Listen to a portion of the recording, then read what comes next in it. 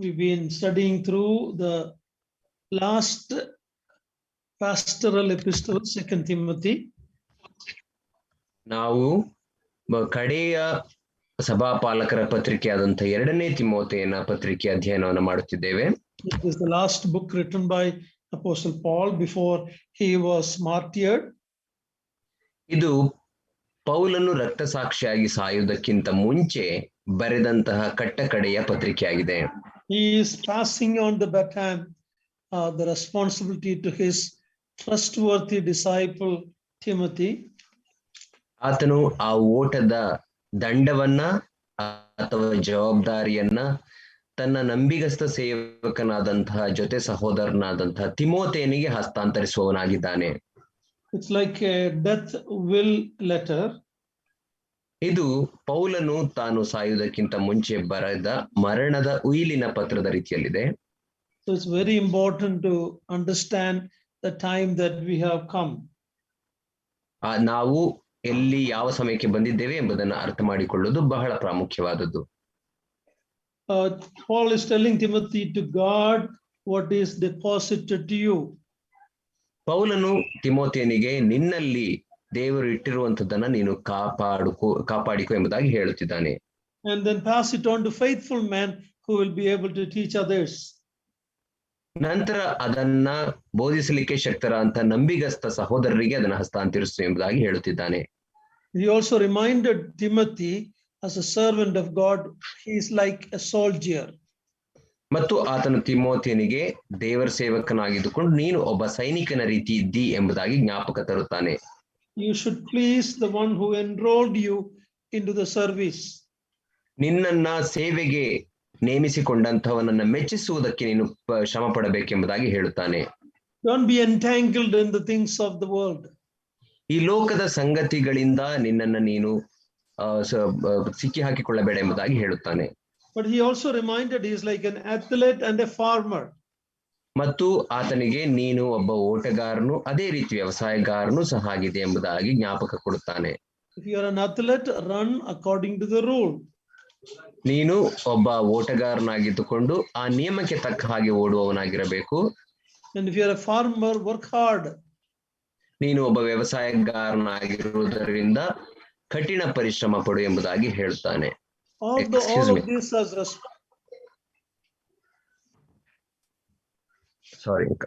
All of this has hard work and responsibility, but it also has rewards. ಈ ಎಲ್ಲ ಕೆಲಸಗಳು ಅದು ಕಠಿಣ ಪರಿಶ್ರಮದ ಕೆಲಸಗಳಾಗಿದ್ದರೂ ಸಹ ಅವೆಲ್ಲವುಗಳಿಗೂ ದೇವರು ನಿನಗೆ ಪ್ರತಿಫಲವನ್ನ ಅಥವಾ ಬಿರುದನ್ನು ಕೊಡುತ್ತಾನೆ ಎಂಬುದಾಗಿ ಹೇಳುತ್ತಾನೆ. Then he reminded him he should be an unashamed worker. ಮತ್ತು ಆತನಿಗೆ ನೀನು ನಾಚಿಕೊಳ್ಳದ ಕೆಲಸಗಾರನಾಗಿರಬೇಕು ಎಂಬುದಾಗಿ ಹೇಳುತ್ತಾನೆ. ನಾಚಿಕೊಳ್ಳದ. That means you will not be ashamed if you rightly handle the word of God. ಅಂದರೆ ನೀನು ದೇವರ ವಾಕ್ಯವನ್ನ ಸರಿಯಾಗಿ ಬೋಧಿಸುವವನಾಗಿದ್ದರೆ ಕೈಗೊಳ್ಳುವವನಾಗಿದ್ದರೆ ನೀನು ನಾಚಿಕೊಳ್ಳುವುದಿಲ್ಲ ಎಂಬುದಾಗಿ ಹೇಳುತ್ತಾನೆ. Then he also told him he is like a clean vessel that is useful for the master's use. ಮತ್ತು ಯಜಮಾನನ ಉಪಯೋಗಕ್ಕೆ ಯೋಗ್ಯವಾದಂತಹ ಉತ್ತಮ ಬಳಕೆಯ ಪಾತ್ರೆಯಾಗಿದ್ದಿ ಎಂಬುದಾಗಿ ಆತನಿಗೆ ನೆನಪು ಕೊಡುತ್ತಾನೆ. He reminded him as a youth how he should flee from youthful lust, passions, and pursue righteousness, faith, and love. ಆತನು ಯೌವನಸ್ಥನಾಗಿರುವುದರಿಂದ ಯೌವನದ ಇಚ್ಛೆಗಳಿಗೆ ದೂರವಾಗಿದ್ದು ಓಡಿ ಹೋಗಬೇಕು ಎಂಬುದಾಗಿ ಹೇಳುತ್ತಾನೆ. ಅವುಗಳನ್ನ ಬಿಟ್ಟು ಎಂಥ ವಿಷಯಗಳನ್ನ ಹಿಂಬಾಲಿಸಬೇಕೆಂದರೆ What are the things to be followed? Yeah, verse 22. 22ನೇ ವಚನದಲ್ಲಿ ನೀನು ಯೌವನದ ಇಚ್ಛೆಗಳಿಗೆ ದೂರವಾಗಿರು, ನೀತಿ, ವಿಶ್ವಾಸ, ಪ್ರೀತಿ ಮತ್ತು ಸಮಾಧಾನವನ್ನು ಸಂಪಾದಿಸುವುದಕ್ಕೆ ಶುದ್ಧ ಹೃದಯವುಳ್ಳವರಾಗಿ ಕರ್ತನನ್ನು ಬೇಡಿಕೊಳ್ಳುವವರ ಸಂಗಡ ಪ್ರಯಾಸ ಪಡು. And then he said, as a servant of the Lord, what should be his character? ಆತನು ಕರ್ತನ ದಾಸನಾಗಿದ್ದುಕೊಂಡು ಎಂತಹ ನಡತೆಯುಳ್ಳವನಾಗಿರಬೇಕು ಎಂಬುದಾಗಿ ಅಲ್ಲಿ ಹೇಳುತ್ತಾನೆ. How he correct those who oppose him. ಆತನನ್ನ ಎದುರಿಸುವವರನ್ನ ಹೇಗೆ ತಿದ್ದಬೇಕು ಎಂಬುದಾಗಿಯೂ ಹೇಳುತ್ತಾನೆ. So that's what we have looked at from chapter 2. ಅದನ್ನೇ ನಾವು 2ನೇ ಅಧ್ಯಾಯದಿಂದ ನೋಡಿಕೊಳ್ಳುತ್ತಾ ಬಂದೆವು. Now we're going to look at chapter 3. We'll just read verse 1. ನಾವು 3ನೇ ಅಧ್ಯಾಯವನ್ನು ಓದಿಕೊಳ್ಳುವವರಾಗಿ ಕೇವಲ ಒಂದು ವಚನವನ್ನು ನಾವು ಓದಿಕೊಳ್ಳೋಣ. ಮೊದಲನೇ ವಚನ 2 ತಿಮೋಥೆಯನಿಗೆ ಬರೆದ ಪತ್ರಿಕೆ 3ನೇ ಅಧ್ಯಾಯ 1ನೇ ವಚನ. ಆದರೆ ಕಡೆ ದಿವಸಗಳಲ್ಲಿ ಕಠಿಣ ಕಾಲಗಳು ಬರುವವೆಂಬುದನ್ನು ತಿಳಿದುಕೋ. Okay, here Paul is telling you should know certain things. You should not be ignorant about those things. ಇಲ್ಲಿ ಪೌಲನು ನೀನು ಕೆಲವು ವಿಷಯಗಳನ್ನ ತಿಳಿದುಕೊಳ್ಳಬೇಕು, ಆ ವಿಷಯಗಳ ಕುರಿತಾಗಿ ತಿಳಿಯದವನಾಗಿರಬಾರದು ಎಂಬುದಾಗಿ ಹೇಳುತ್ತಾನೆ. Paul has used this phrase in many epistles. ಪೌಲನು ಈ ಪದ ಪ್ರಯೋಗವನ್ನ ಅನೇಕ ತನ್ನ ಪತ್ರಿಕೆಗಳಲ್ಲಿ ಉಪಯೋಗಿಸಿದ್ದಾನೆ. Not only Paul, the Lord Jesus Christ also told in these days, the last days, we should know certain things. ಪೌಲನು ಮಾತ್ರವಲ್ಲ, ನಮ್ಮ ಕರ್ತನಾದಂತ ಯೇಸು ಕ್ರಿಸ್ತನು ಕೂಡ ಕಡೆಯ ದಿನಗಳ ಕುರಿತಾಗಿ ನೀವು ಕೆಲವು ಸಂಗತಿಗಳನ್ನ ತಿಳಿದವರಾಗಿರಬೇಕು ಎಂಬುದಾಗಿ ಬೋಧಿಸಿದನು. Let's look at Luke chapter 12, verse 54 to 56. ನಾವು ಲೂಕ 12ನೇ ಅಧ್ಯಾಯ 54ರಿಂದ 56ನೇ ವಚನಗಳವರೆಗೆ ನಾವು ನೋಡಿಕೊಳ್ಳೋಣ. ಲೂಕನ ಸುವಾರ್ತೆ 12ನೇ ಅಧ್ಯಾಯ 54ರಿಂದ 56ನೇ ವಚನಗಳು. ಇದಲ್ಲದೆ ಆತನು ಜನರೆಲ್ಲರಿಗೂ ಹೇಳಿದ್ದೇನೆಂದರೆ, ಪಶ್ಚಿಮ ದಿಕ್ಕಿನಲ್ಲಿ ಮೋಡ ಏಳುವುದನ್ನು ನೀವು ನೋಡಿದ ಕೂಡಲೇ ಮಳೆ ಬರುತ್ತದೆ ಅನ್ನುತ್ತೀರಿ, ಹಾಗೆ ಆಗುತ್ತದೆ. ದಕ್ಷಿಣ ದಿಕ್ಕಿನ ಗಾಳಿ ಬೀಸಲಾಗಿ ಸೆಕೆ ಹುಟ್ಟುತ್ತದೆ ಅನ್ನುತ್ತೀರಿ, ಅದೂ ಆಗುತ್ತದೆ. ಕಪಟಿಗಳು ನೀವು, ಭೂಮ್ಯಾಕಾಶಗಳ ಭಾವವನ್ನು ಶೋಧಿಸುವುದಕ್ಕೆ ನಿಮಗೆ ಗೊತ್ತಿರುವಲ್ಲಿ ಈ ಸಮಯವನ್ನು ಶೋಧಿಸುವುದಕ್ಕೆ ನಿಮಗೆ ಯಾಕೆ ಗೊತ್ತಿಲ್ಲ?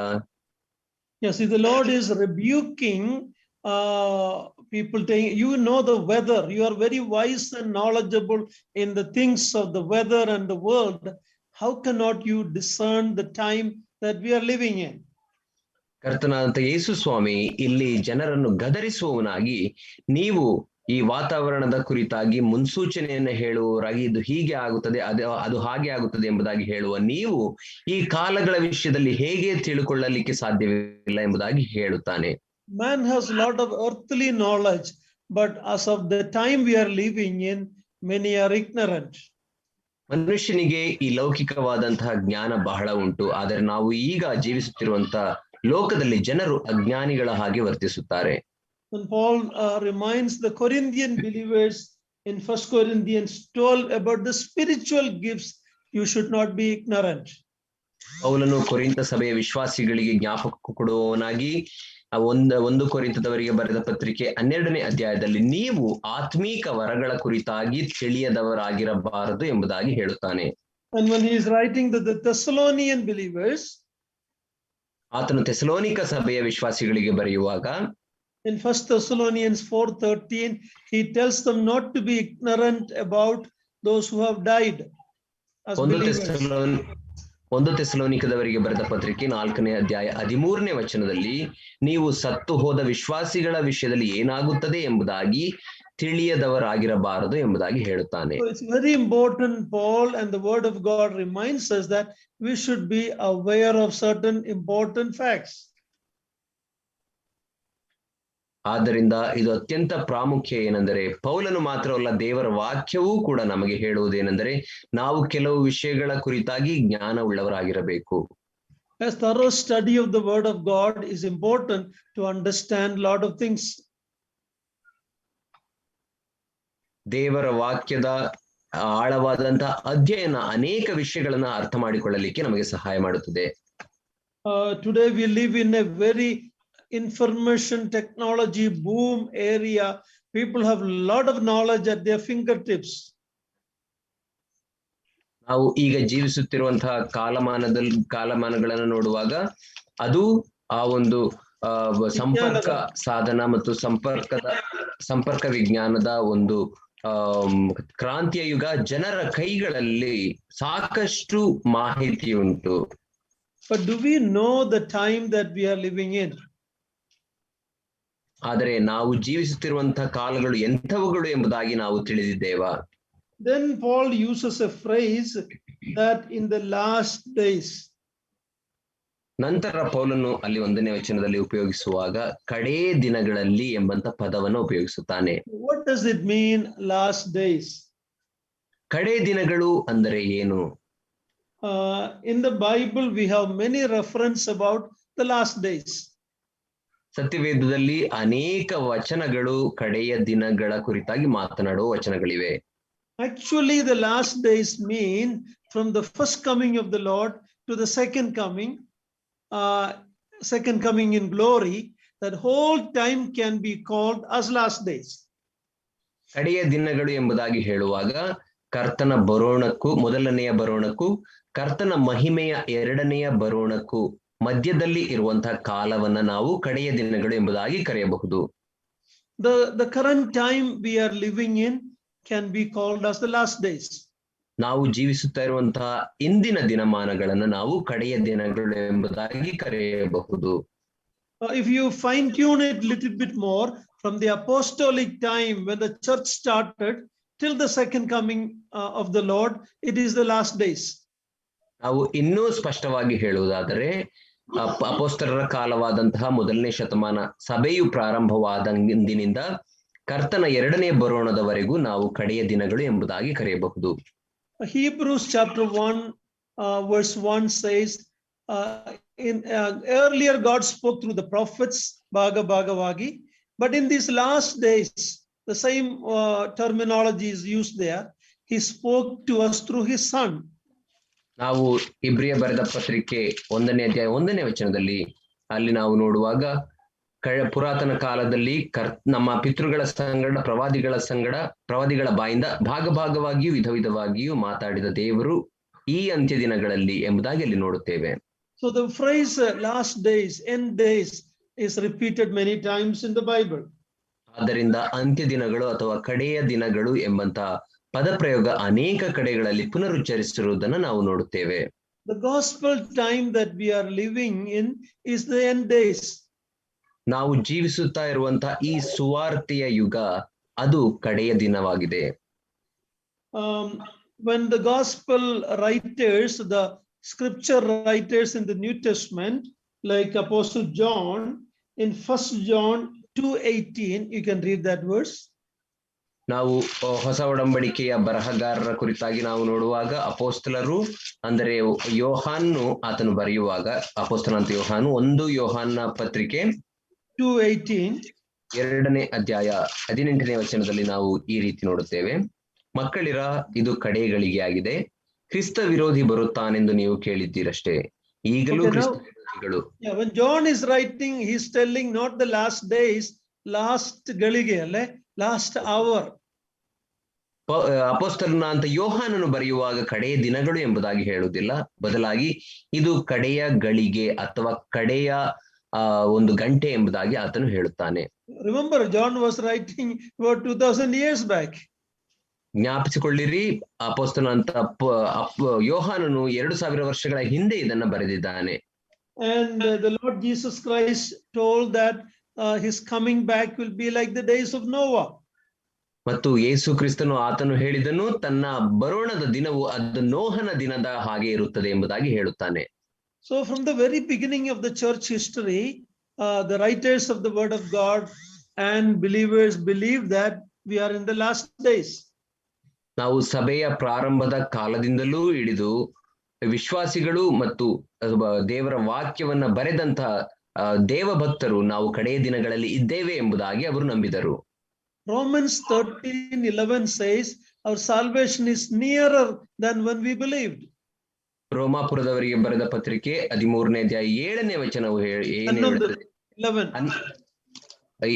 11ನೇ ಅಧ್ಯಾಯ 13ನೇ ಅಧ್ಯಾಯ 11ನೇ ವಚನ ಈ ರೀತಿ ಹೇಳುತ್ತದೆ, ಈಗಿನ ಕಾಲವು ನಿದ್ದೆಯಿಂದ ಎಚ್ಚರತಕ್ಕವಾಗತಕ್ಕ ಕಾಲವೆಂದು ಅರಿತು ಇದನ್ನೆಲ್ಲ ಮಾಡಿರಿ. ನಾವು ಕ್ರಿಸ್ತನನ್ನು ಮೊದಲು ನಂಬಿದ ಕಾಲದಲ್ಲಿ ಇದ್ದದ್ದಕ್ಕಿಂತ ಈಗ ನಮ್ಮ ವಿಮೋಚನೆಯು ಹತ್ತಿರವಾಯಿತು. And so if the early believers were telling this the last days, and John himself saying that we are in the last hour, then what do you think about the day you and I are living now? ಹಾಗಾದರೆ ಸಭಾ ಪ್ರಾರಂಭವಾದಂತಹ ಕಾಲದಲ್ಲಿದ್ದಂತಹ ವಿಶ್ವಾಸಿಗಳು, ಅದೇ ರೀತಿ ಅಪೊಸ್ತಲನಾದಂತ ಯೋಹಾನನು ನಾವು ಕಡೆಯ ದಿನದಲ್ಲಿದ್ದೇವೆ ಮತ್ತು ಕಡೆಯ ಗಳಿಗೆಯಲ್ಲಿದ್ದೇವೆ ಎಂಬುದಾಗಿ ಹೇಳುವುದಾದರೆ ನಾವು ಎಂತಹ ದಿನದಲ್ಲಿದ್ದೇವೆ ಎಂಬುದಾಗಿ ಯೋಚಿಸಿರಿ. We may be in the last minutes and last minutes of the last days. ಬಹುಶಃ ನಾವು ಈ ಕಡೆಯ ದಿನಗಳ ಅಂತ್ಯ ದಿನಗಳ ಕಡೆಯ ನಿಮಿಷದಲ್ಲಿ ಇದ್ದೇವೆ ಎಂಬುದಾಗಿ ಅನ್ನಿಸುತ್ತದೆ. And when Jacob in Egypt, finally before his death, in Genesis 49:1, he called his sons, and in a prophetic way he said what will happen in the last days. ನಾವು ಹಳೆಯ ಒಡಂಬಡಿಕೆಯಲ್ಲಿ ನೋಡುವಾಗ ಯಾಕೋಬನು ಆದಿಕಾಂಡ 49ನೇ ಅಧ್ಯಾಯ 1ನೇ ವಚನದಲ್ಲಿ ಆತನು ತನ್ನ ಮಕ್ಕಳಿಗೆ ಆಶೀರ್ವಾದ ಮಾಡಲಿಕ್ಕೆ ಕರೆಯುವಾಗ ಕಡೆಯ ದಿನಗಳಲ್ಲಿ ಏನಾಗುತ್ತವೆ ಎಂಬುದಾಗಿ ಪ್ರವಾದನೆ ನುಡಿದಿದ್ದಾನೆ. In Acts chapter 2 verse 16 and 17, we'll read that verse. ನಾವು ಅಪೊಸ್ತಲರ ಕೃತ್ಯ 2ನೇ ಅಧ್ಯಾಯ 16 ಮತ್ತು 17ನೇ ವಚನವನ್ನು ನಾವು ನೋಡಿಕೊಳ್ಳೋಣ. ಅಪೊಸ್ತಲರ ಕೃತ್ಯ 2ನೇ ಅಧ್ಯಾಯ 16, 17ನೇ ವಚನ. ಆದರೆ ಇದು ಪ್ರವಾದಿಯಾದ ಯೋವೇಲನ ಮೂಲಕವಾಗಿ ಹೇಳಿಸಿದ ಸಂಗತಿ ಅದೇನೆಂದರೆ, ಕಡೆ ದಿವಸಗಳಲ್ಲಿ ನಾನು ಎಲ್ಲಾ ಮನುಷ್ಯರ ಮೇಲೆ ನನ್ನ ಆತ್ಮವನ್ನು ಸುರಿಸುವೆನು. ನಿಮ್ಮಲ್ಲಿರುವ ಗಂಡಸರು ಹೆಂಗಸರು ಪ್ರವಾದಿಸುವರು, ನಿಮ್ಮ ಯೌವನಸ್ಥರಿಗೆ ದಿವ್ಯ ದರ್ಶನಗಳಾಗುವವು, ನಿಮ್ಮ ಹಿರಿಯರಿಗೆ ಕನಸುಗಳು ಬೀಳುವವು. Okay, so in the day of Pentecost also, Apostle Peter is telling what was happening there is similar to what was prophesied by prophet Joel. ಇಲ್ಲಿ ಪಂಚಾಶತಮಾನ ದಿನದಂದು ಅಪೊಸ್ತಲನಾದಂತಹ ಪೇತ್ರನು ಹೇಳುತ್ತಿದ್ದಾನೆ ಏನೆಂದರೆ, ಈಗ ಸಂಭವಿಸುತ್ತಿರುವಂತಹ ಈ ಸಂಗತಿಗಳು ಯೋವೇಲನ ಕಾಲದಲ್ಲಿ ಸಂಭವಿಸಿದ ಸಂಗತಿಗಳಿಗೆ ಸಮಾನವಾಗಿದೆ ಎಂದು ಹೇಳುತ್ತಾನೆ. Of course, all of that did not fulfill on Pentecost day, but it is like this is what will happen in the last days. ಯೋವೇಲನ ಒಂದು ಗ್ರಂಥದಲ್ಲಿ ಬರೆದಂತಹ ಎಲ್ಲ ಸಂಗತಿಗಳು ಆ ಪಂಚಶತಮ ದಿನದಲ್ಲಿ ನೆರವೇರಲಿಲ್ಲ, ಆದರೆ ಇದು ಅದೇ ರೀತಿಯಾಗಿರುವಂತಹ ಕಡೆಯ ದಿನಗಳು ಎಂಬುದಾಗಿ ಪೇತ್ರನು ಹೇಳುತ್ತಾನೆ. We will look at a few more verses. James chapter 5 verse 3. ನಾವು ಇನ್ನೂ ಕೆಲವು ವಚನಗಳನ್ನು ನಾವು ನೋಡಿಕೊಳ್ಳೋಣ. ಯಾಕೋಬನ ಪತ್ರಿಕೆ 5ನೇ ಅಧ್ಯಾಯ 3ನೇ ವಚನ.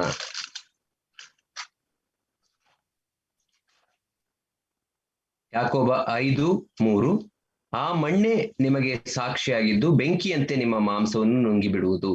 ಅಂತ್ಯ ದಿವಸಗಳು ಬಂದರೂ ದ್ರವ್ಯವನ್ನು ಕೂಡಿಸಿ ಇಟ್ಟುಕೊಂಡಿದ್ದೀರಿ.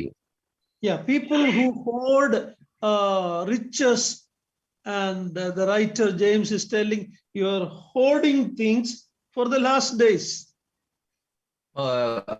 ಯಾಕೋಬನು ಇಲ್ಲಿ ಏನಂತ ಹೇಳುತ್ತಿದ್ದಾನೆ ಅಂದರೆ, ತಮಗೆ ಅವಶ್ಯಕತೆ ಇದ್ದದಕ್ಕಿಂತ ಹೆಚ್ಚಾಗಿ ದ್ರವ್ಯವನ್ನು ಕೂಡಿಸಿಟ್ಟುಕೊಂಡಂತಹ ಜನಗಳು ಅವರು ಕಡೆಯ ದಿನಗಳಲ್ಲಿ ಇರುತ್ತಾರೆ ಎಂಬುದಾಗಿ ಆತನು ಹೇಳುತ್ತಿದ್ದಾನೆ.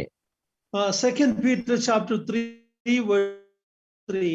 2 ಪೇತ್ರ 3ನೇ ಅಧ್ಯಾಯ 3ನೇ ವಚನದಲ್ಲಿ Apostle Peter says, in the last days scoffers will come, kuchodyakararu, they will come mocking and questioning the promise of the Lord's coming. 2 Peter 3:3. 2 ಪೇತ್ರ 3ನೇ ಅಧ್ಯಾಯ 3ನೇ ವಚನದಲ್ಲಿ ಪೇತ್ರನು ಈ ರೀತಿ ಹೇಳುತ್ತಾನೆ, ಕಡೆಯ ದಿನದಲ್ಲಿ ಜನಗಳು ಅಣಗಿಸುವಂತ ಜನರಿರುತ್ತಾರೆ ಎಂಬುದಾಗಿ ಹೇಳುತ್ತಾನೆ. ಕಡೆಯ ದಿವಸಗಳಲ್ಲಿ ತಮ್ಮ ದುರಾಶೆಗಳ ಪ್ರಕಾರ ನಡೆಯುವ ಕುಚೋದ್ಯಗಾರರು ಬಂದು ಕುಚೋದ್ಯ ಮಾಡುತ್ತಾ ಎಂಬುದಾಗಿ ಬರೆಯುತ್ತಾನೆ. So there are a lot of reference in the New Testament and in the Old Testament about the last days. ಆದ್ದರಿಂದ ಹೊಸ ಒಡಂಬಡಿಕೆಯಲ್ಲಿ ಮತ್ತು ಹಳೆ ಒಡಂಬಡಿಕೆಯಲ್ಲಿ ಕಡೆಯ ದಿನಗಳ ಕುರಿತಂತ ಅನೇಕ ವಚನಗಳುಂಟು. Paul has already told about this to Timothy in his first epistle, chapter 4:1-3. ಪೌಲನು ಈಗಾಗಲೇ ತಿಮೋಥೆಯನಿಗೆ ತನ್ನ ಮೊದಲನೆಯ ಪತ್ರಿಕೆಯಾದಂತಹ ತಿಮೋಥೆಯನ ಬರೆದ ಮೊದಲನೇ ಪತ್ರಿಕೆ 1ನೇ ಅಧ್ಯಾಯ chapter 4 verse 1-3.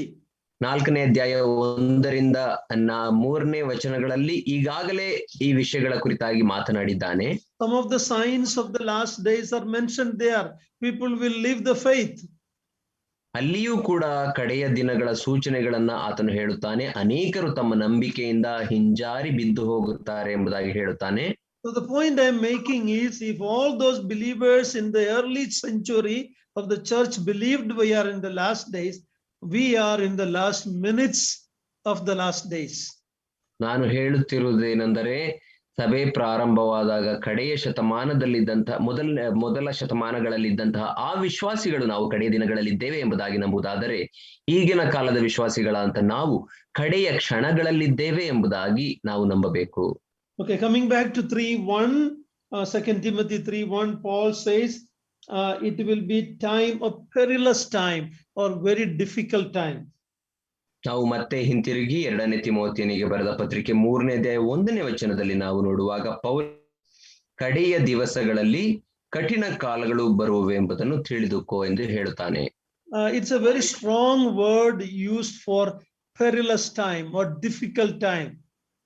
ಕಠಿಣ ಕಾಲಗಳು ಎಂಬುದಾಗಿ ಹೇಳಿ ಉಪಯೋಗಿಸಿರುವಂತಹ ಈ ಪದ ಪ್ರಯೋಗವು ಅತ್ಯಂತ ಕಠಿಣವಾದಂಥದ್ದು ಮತ್ತು ಘೋರವಾದ ದಿನಗಳು ಎಂಬುದಾಗಿ ಸೂಚಿಸುತ್ತದೆ.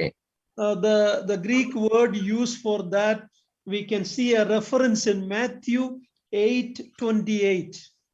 ನಾವು ಮತ್ತಾಯನ ಸುವಾರ್ತೆ 8ನೇ ಅಧ್ಯಾಯ 28ನೇ ವಚನದಲ್ಲಿ ಆ ಕಡೆಯ ಕಠಿಣ ಕಾಲಗಳು ಎಂಬುದಕ್ಕೆ ಬಳಸಿರುವಂತಹ ಗ್ರೀಕ್ ಪದವನ್ನ ನಾವು ಅಲ್ಲಿ ನೋಡಬಹುದು. We read about a demon possessed man. ಅಲ್ಲಿ ನಾವು ದೆವ್ವದಿಂದ ಹಿಡಿಯಲ್ಪಟ್ಟಂತಹ ಒಬ್ಬ ವ್ಯಕ್ತಿ ಕುರಿತಾಗಿ ನೋಡುತ್ತೇವೆ. There is a reference about him. Please read Matthew 8:28. ನಾವು ಅದು ಮತ್ತಾಯ 8ನೇ ಅಧ್ಯಾಯ 28ನೇ ವಚನವನ್ನು ನಾವು ಓದಿಕೊಳ್ಳೋಣ. ಆಮೇಲೆ ಆತನು ಆಚೆ ದಡಕ್ಕೆ ಗದರೇನರ ಸೀಮೆಗೆ ಮುಟ್ಟಿದಾಗ ದೆವ್ವ ಹಿಡಿದವರಿಬ್ಬರು ಸಮಾಧಿಯ ಗವಿಗಳೊಳಗಿಂದ ಹೊರಟು ಆತನೆದುರಿಗೆ ಬಂದರು. ಅವರು ಬಹು ಉಗ್ರರಾಗಿದ್ದರಿಂದ ಆ ದಾರಿಯಲ್ಲಿ ಯಾರೂ ತಿರುಗಾಡಲಾರದೆ ಇದ್ದರು.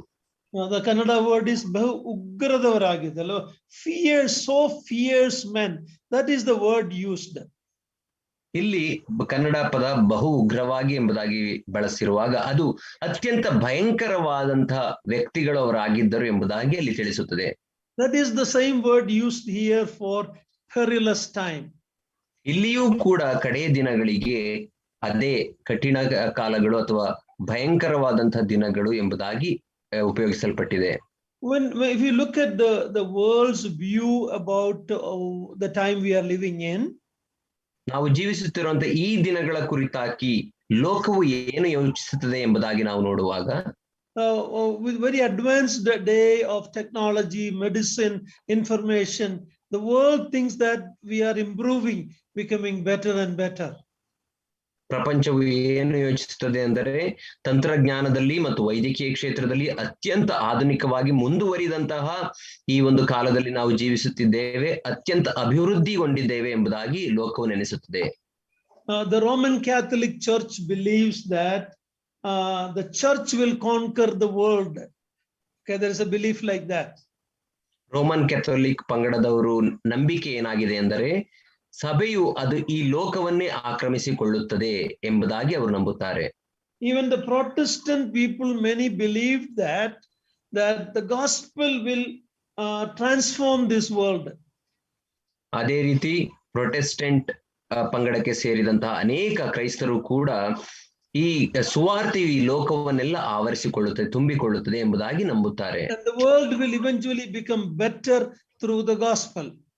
ಮತ್ತು ಈ ಸುವಾರ್ತೆ ನಿಮಿತ್ತದಿಂದಾಗಿ ಈ ಲೋಕವು ಉತ್ತಮವಾದಂತಹ ಲೋಕವಾಗಿ ಪರಿವರ್ತನೆಗೊಳ್ಳುತ್ತದೆ ಎಂಬುದಾಗಿ ನಂಬುತ್ತಾರೆ. But the Bible doesn't teach that. ಆದರೆ ಸತ್ಯವೇದವು ಅದನ್ನು ಬೋಧಿಸುವುದಿಲ್ಲ. The Bible says perilous time, ugra, fierce time will come. ಆದರೆ ಸತ್ಯವೇದವು ಹೇಳುತ್ತದೆ ಉಗ್ರ ದಿನಗಳು ಅಥವಾ ಭಯಂಕರವಾದಂತಹ ದಿನಗಳು ಕಡೆಯ ಕಾಲಗಳು ಎಂಬುದಾಗಿ ಅದು ಬೋಧಿಸುತ್ತದೆ. Now we know the day we are living in right now. Because of the COVID situation, everybody is in so much fear. ನಾವು ಜೀವಿಸುತ್ತಿರುವಂತಹ ಈ ಕಾಲಗಳಲ್ಲಿ ಆ ಕೋವಿಡ್ ವೈರಾಣುವಿನಿಂದಾಗಿ ಎಲ್ಲರೂ ಭಯದಿಂದ ತುಂಬಿದ್ದಾರೆ. Actually, this is only prasava vedana. It's only a labor pains early stage. When the Antichrist comes, that ugrade, it will come to its fullness. ಆದರೆ ಈ ದಿನಗಳ ಕುರಿತಾಗಿ ನಾವು ನೋಡುವಾಗ ಇದು ಆ ಒಂದು ಪ್ರಸವ ವೇದನೆಯ ಕಾಲವು ಪ್ರಾರಂಭವಾಗುವುದಕ್ಕಿಂತ ಮೊದಲನೆಯ ದಿನಗಳು ಎಂಬುದಾಗಿ ನಾವು ನೆನೆಸುತ್ತೇವೆ. ಕ್ರಿಸ್ತ ವಿರೋಧಿಯು ಬರುವಾಗ ಆ ಉಗ್ರ ದಿನಗಳು ಅಥವಾ ಕಠಿಣ ದಿನಗಳು ಅದು ಸಂಪೂರ್ಣವಾಗಿ ಬರುತ್ತದೆ. You can read about that in 2 Thessalonians chapter 2. We have already studied it. ಅದರ ಕುರಿತಾಗಿ ನೀವು 2ನೇ ಥೆಸಲೋನಿಕದವರಿಗೆ ಬರೆದ ಪತ್ರಿಕೆ 2ನೇ ಅಧ್ಯಾಯದಲ್ಲಿ ಓದಿಕೊಳ್ಳಬಹುದು. ನಾವು ಈಗಾಗಲೇ ಅದನ್ನು ಅಧ್ಯಯನ ಮಾಡಿದ್ದೇವೆ. So let us not falsely believe that we can improve this world or the world is going to get better and better. Don't be fooled by such a thought. ಆದ್ದರಿಂದ ನಾವು ಈ ಲೋಕವು ಉತ್ತಮಗೊಳ್ಳುತ್ತದೆ, ಉತ್ತಮವಾಗಿ ಪರಿವರ್ತನೆಯಾಗುತ್ತದೆ ಎಂಬುದಾಗಿ ತಪ್ಪಾದಂತಹ ನಂಬಿಕೆಯುಳ್ಳವರಾಗಿ ನಾವು ಮೂರ್ಖರಾಗಬಾರದು. Some of us who are little older know we studied about World War I. ನಮ್ಮಲ್ಲಿ ವಯಸ್ಸಾದಂತವರಿಗೆ ಗೊತ್ತು, ನಾವು ಮೊದಲನೆಯ ವಿಶ್ವ ಯುದ್ಧದ ಕುರಿತಾಗಿ ಓದಿದ್ದೇವೆ. After the World War I came, the nations came together and they formed what was known as the League of Nations.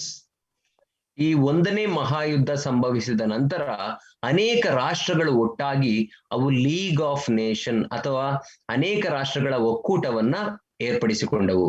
And they thought because of that they can avoid any repetition of such war in the world. ಹಾಗೆ ಮಾಡುವುದರಿಂದ ಮುಂದಕ್ಕೆ ಇಂತಹ ಮಹಾಯುದ್ಧಗಳನ್ನ ತಡೆಯಬಹುದು ಎಂಬುದಾಗಿ ಆ ರಾಷ್ಟ್ರಗಳು ನೆನೆಸಿದವು. But you know what happened little later? The World War II came. ಆದರೆ ಸ್ವಲ್ಪ ಸಮಯದ ನಂತರ ಏನಾಯ್ತು ಗೊತ್ತಾ? ಎರಡನೇ ಮಹಾಯುದ್ಧವು ಪ್ರಾರಂಭವಾಯಿತು. And then after that they again came together and formed the United Nations, which is still there now. ಅದಾದ ನಂತರ ಆ ರಾಷ್ಟ್ರಗಳು ಮತ್ತೆ ಒಟ್ಟಾಗಿ ಕೂಡಿ ಬಂದು ಆ ಯುನೈಟೆಡ್ ನೇಷನ್ ಅಥವಾ ರಾಷ್ಟ್ರಗಳ ಒಕ್ಕೂಟವನ್ನ ಅವು ಮತ್ತೆ ಮಾಡಿಕೊಂಡವು. ಅದು ಇಂದಿಗೂ ಪ್ರಸ್ತುತವಾಗಿದೆ. So the League of Nations failed. Man's attempt to bring peace failed. ಆ ಲೀಗ್ ಆಫ್ ನೇಷನ್ ಅಥವಾ ರಾಷ್ಟ್ರಗಳ ಒಕ್ಕೂಟ ಅದು ಸೋತು ಹೋಯಿತು. ಮನುಷ್ಯನ ಶಾಂತಿಗಾಗಿ ಪ್ರಯತ್ನ ಪಟ್ಟದ್ದು ಅದು ಸೋಲುವಿಕೆಗಾಯಿತು.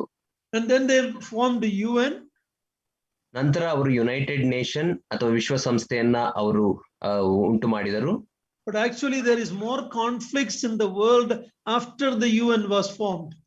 ವಿಶ್ವಸಂಸ್ಥೆಯು ಉಂಟಾದ ನಂತರವೇ ಪ್ರಪಂಚದಲ್ಲಿ ಇನ್ನೂ ಹೆಚ್ಚು ವಿವಾದಗಳು ಮತ್ತು ಜಟಾಪಟಿ ನಡೆಯುವುದನ್ನು ನಾವು ನೋಡುತ್ತೇವೆ. There are about 150 conflicts happening when we are studying the word of God.